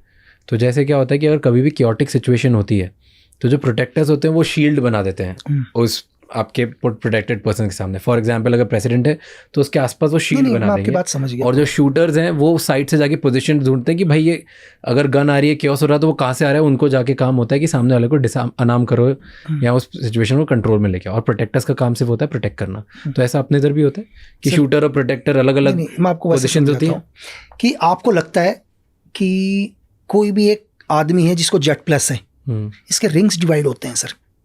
रिंग्स मतलब? रिंग्स डिवाइड होते हैं। अब हम आते हैं सबसे आउटर रिंग्स में। सपोज करो अभी आउटर रिंग्स मतलब क्या? मैं वही बता रहा हूँ आपको। योगी आदित्यनाथ को Z plus black cat cover है, सिर्फ आपको यहाँ ब्लैक कैट कवर नजर आ रहा है, एनएसजी कवर। जो आउटर रिंग्स होगा, उस आउटर रिंग्स का ये काम है इस पूरे वर्ल्ड में, दुनिया में ये पता करना कि योगी आदित्यनाथ के खिलाफ कौन है। चाहे वो पाकिस्तान में होगा, चाहे अमेरिका में होगा, चाहे ब्रिटेन में होगा, चाहे चाइना में, उन लोगों का एक ही काम है सर। क्या काम है? योगी आदित्यनाथ के बारे में पता करना कि कौन से देश से इनको थ्रेट है।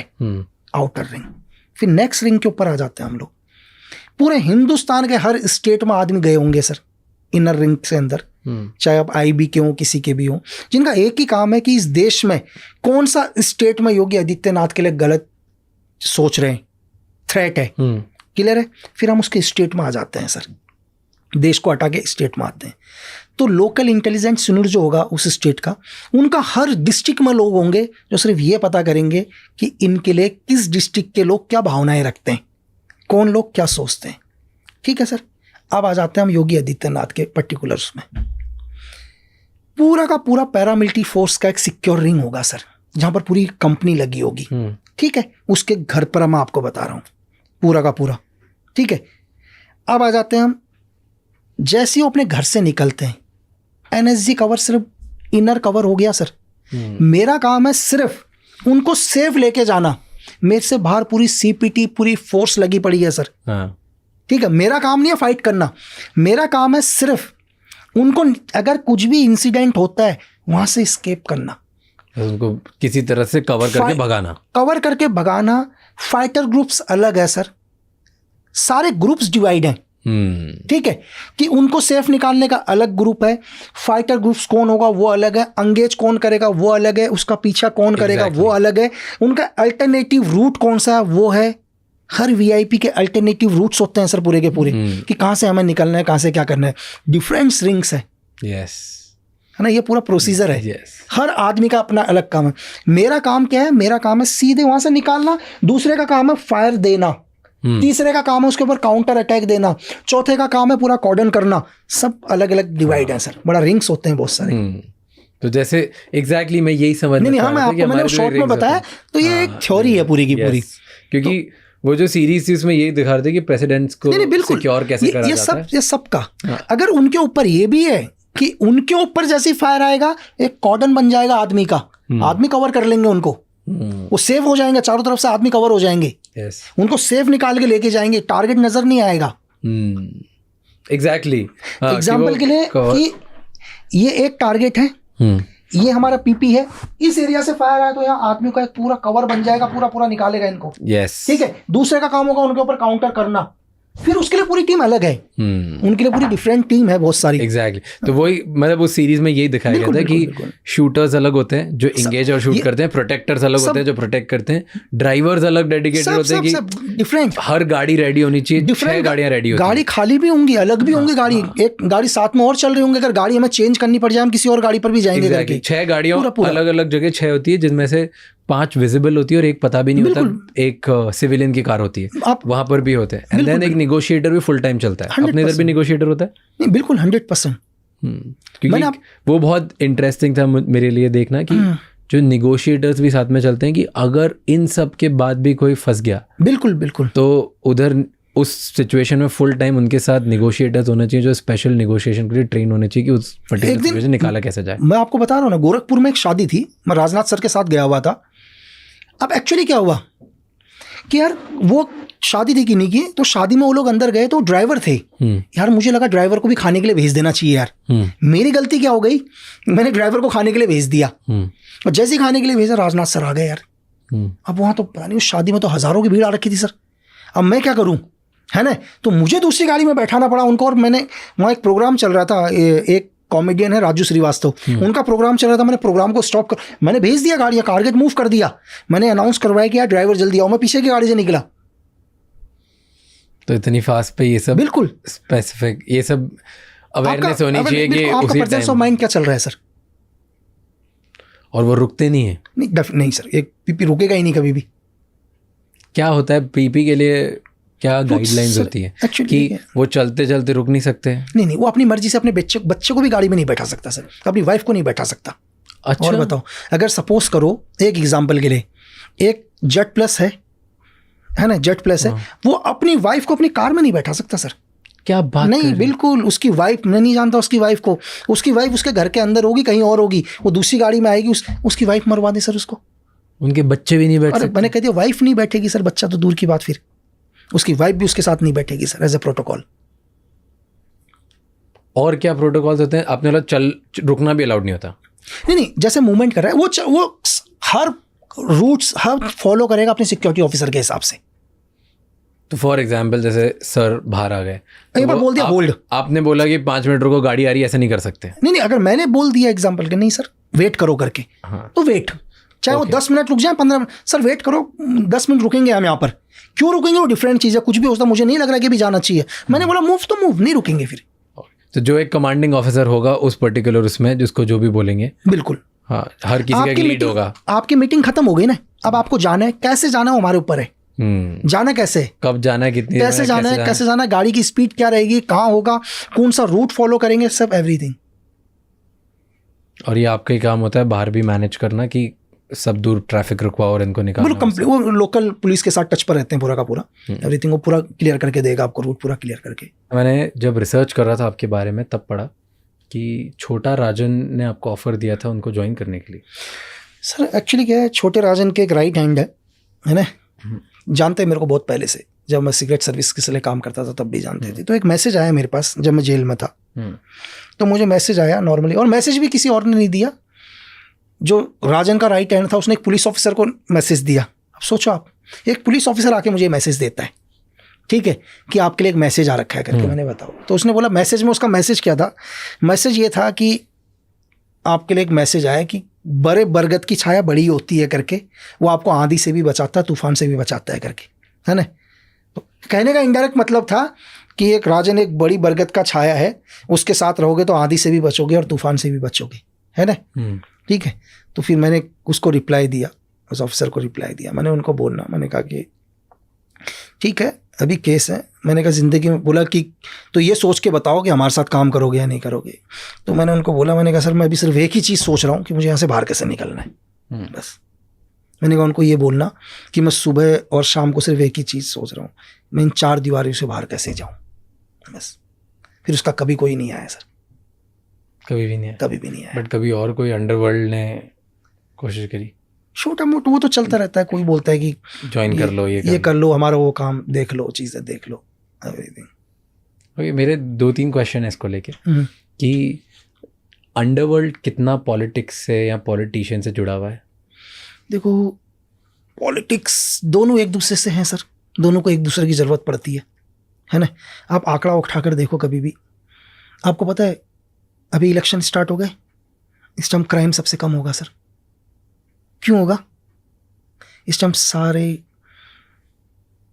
क्रिमिनल्स सब इलेक्शन के काम में लग चुके हैं।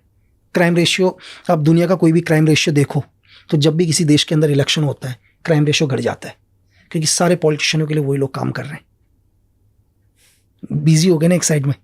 एक की हम लोग सिक्योरिटी ऑफिसर की बात करते हैं, एसपीजी की बात कर रहे थे, पीएम, प्रेसिडेंट्स, सीएम, इनकी सिक्योरिटी की बात करते हैं, राइट।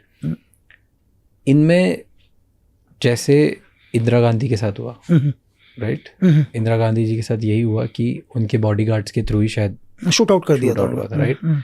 और ऐसे बहुत सारे केसेस होते हैं अराउंड द वर्ल्ड। तो ये कैसे डिसाइड होता है, कैसे ट्रस्ट किया जाता है कि ये इंसान ट्रस्टेबल है, ये मैं अगर प्राइम मिनिस्टर हूँ या मैं एक चीफ मिनिस्टर हूँ तो मेरे आसपास ये लोग रह सकते हैं? सबसे पहले क्या होता है कि आर्मड फोर्स का कोई भी बंदा, एसपीजी के अंदर क्या है, पैरामिलिट्री फोर्सेस है, आर्मी नहीं है एसपीजी में।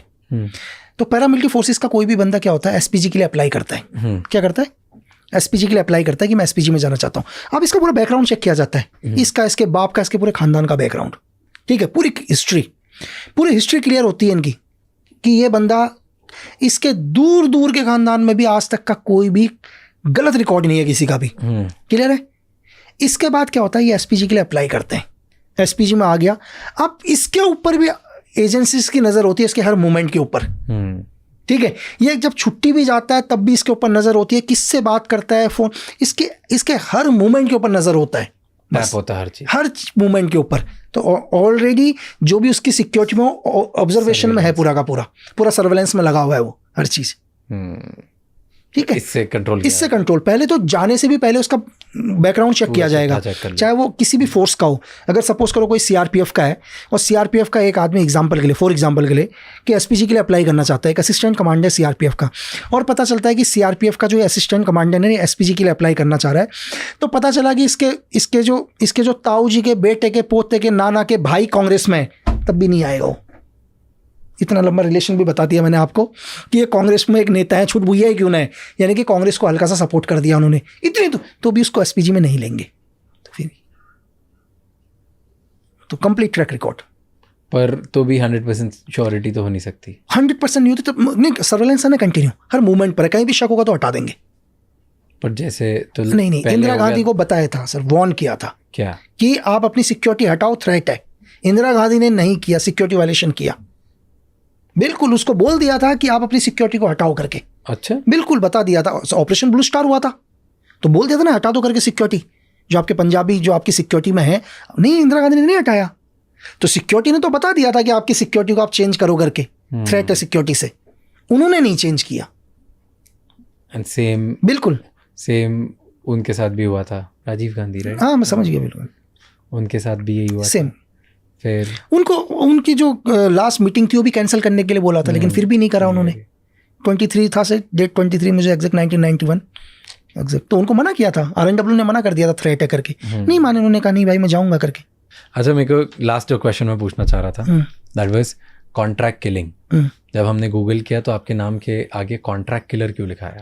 देखो एक्चुअली क्या है, मैंने आपको बोला कि कुछ एक नाम आया कि एक्चुअली आपका लीमो आपका नेम है और लीमो कॉन्ट्रैक्ट किलिंग में के साथ नाम आया गया। नहीं एक्चुअली क्या है सर, इसमें कोड है लीमा के नाम से, है ना, लीमा के नाम से कोड है। क्योंकि मैंने जैसे आपको बताया कि कुछ एक जगह पर, चाहे बांग्लादेश रहे हो, है ना सर, चाहे श्रीलंका रहा हो, है ना, चाहे आपका ये बलूचिस्तान रहा हो, तो वहाँ पर कुछ इंसिडेंट्स आए, ठीक है, तो कुछ एक इंसिडेंट्स हुए थे, चाहे कॉन्गो में हुआ हो, तो उस इंसिडेंट्स के नाम को इनडायरेक्ट तरीके से मेरे साथ जोड़ा गया था करके। अच्छा, ठीक है, तो लीमा ज़बरदस्ती जोड़ा गया कि नहीं नाम तो लीमा मेरा कोड ही है। अच्छा, है ना, आपका कोड लीमा है और लीमा के आगे लिखा गया लीमा कॉन्ट्रैक्ट किलर है। हाँ, तो वो ये कहते हैं कि जो भी ये रिपोर्ट से कहती है कि ये किलिंग्स, जो भी किलिंग्स हुई हैं, ये किलिंग्स मैंने करी हैं अपने पर्सनल उसके लिए। ओके, पर्सनल एजेंडा के लिए, पर्सनल एजेंडा के लिए।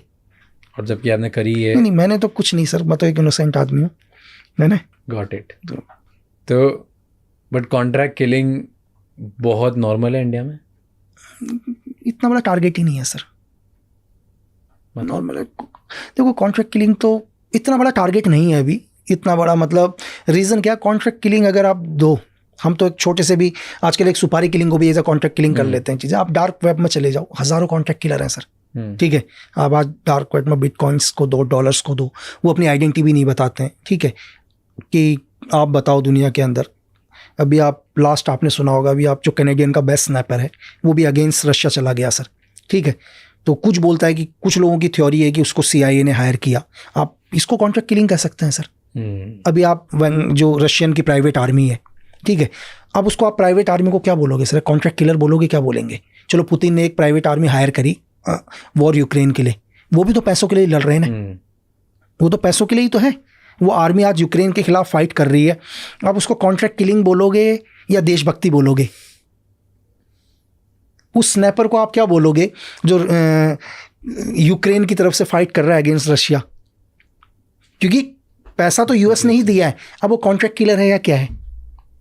नहीं, जैसे मेरा सिंपल केस समझ, सिद्धू मूसेवाला के साथ हुआ था इंडिया में, तो उन्हें किसी किलर ने किल, एक रास्ते में आए, लोगों ने किल कर दिया, उनके वीडियोस भी बाहर आ गए। और लॉरेंस बिश्नोई, गोल्डी ब्रार, इन लोगों के नाम आए और उन्होंने बड़ी, आई थिंक उन्होंने एक्सेप्ट भी किया, उन्होंने बोला भी, उसका क्रेडिट भी लिया कि हमने कराया। तो वो बोलते हैं कि हम कॉन्ट्रैक्ट, वो टेक्निकली कॉन्ट्रैक्ट किलिंग हुई, राइट?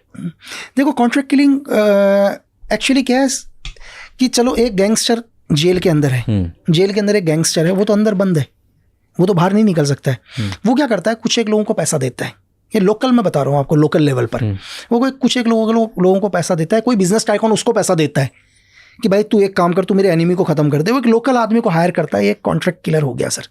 ये लोकल लेवल पर हो गया, तो ये नेशनल और इंटरनेशनल लेवल पर भी होते हैं, डिपेंड करता है आपका टारगेट कितना बड़ा है। ये तो लोकल लेवल पर बहुत छोटा लेवल हो गया कि तिहाड़ के अंदर एक बंदा बैठा हुआ है, वो खुद तो नहीं निकल सकता, वो क्या करता है, अपने कुछ एक लोगों को बोलता है एक काम कर, उस आदमी को मारना है या उसको गिराना है करके, ठीक है, कुछ लोगों को हायर कर। वो बाहर बैठा हुआ आदमी क्या करता है, कुछ एक लोगों को पैसा देता है और एक अपने। और इन सब की क्या प्राइस होती होगी? देखो डिपेंड होता है टारगेट के ऊपर, क्या लेते हैं, 2-3 लाख रुपए सर। 2-3 लाख रुपए में किसी भी इंसान को उड़ा देंगे? हाँ बिल्कुल, उसके लिए क्या है, जिन्होंने मारा उसमें इतनी समझ होती तो मारता थोड़ा ना हो। वो 2 लाख रुपए के लिए किसी को भी मार, तो इतना ही समझ उसमें होती है, 2 लाख के लिए क्लिंग थोड़ा ना करता। ये छोड़ दो सर, लोगों ने, आप एक न्यूज़ सुनोगे हाईवे के ऊपर, कुछ लोगों का एक ही गैंग था, वो लोगों को गाड़ी में लिफ्ट मांगते थे, मार देते थे। क्यों? लिफ्ट मांगते थे और पैसों के लिए मार देते थे, ठीक है, बस। और एक दिन पता है क्या हुआ, जिस आदमी की जेब में चेक किया 11 रुपए निकले। 11 रुपए वो मार दिया 11 के लिए, बताओ। Thank you so much sir, इतना टाइम स्पेंड किया आपने और इतनी सारी चीज़ें बताई। आई होप कि आगे जो आपने जो राइटिंग प्रोजेक्ट्स कर रहे हो और बहुत सारी और दूसरी चीज़ें कर रहे हो वो बहुत सक्सेसफुल हो। Thank you. और बिल्कुल मैं चाहता हूँ कि हर कोई जाने कि किस तरीके से एक स्पेशल सर्विस के लिए हमारे इंडिया से लोग तैयार होते हैं, ट्रेनिंग होती है, फिर वो किस तरीके से ऑपरेशंस करते हैं। इस पॉडकास्ट का मेरा जो इंटेंशन है वो यही है कि अवेयरनेस फैले कि किस तरीके से लोगों को यहाँ फंसाया जाता है या काम किया जाता है और क्या क्या दुनिया में हो रहा है। So thank you so much ये सब ओपनली शेयर करने के लिए। थैंक्स सर, बिल्कुल थैंक यू सो मच ये एपिसोड एंड तक देखने के लिए। हम हर बार कुछ नए टाइप के गेस्ट लाने की कोशिश करते हैं ताकि आपको दुनिया में अलग अलग लोगों के पर्सपेक्टिव पता चले एंड उनसे कुछ सीखने को मिले जो आप आपकी पर्सनल लाइफ में इम्प्लीमेंट कर सकते हैं एंड खुद को ग्रो कर सकते हैं।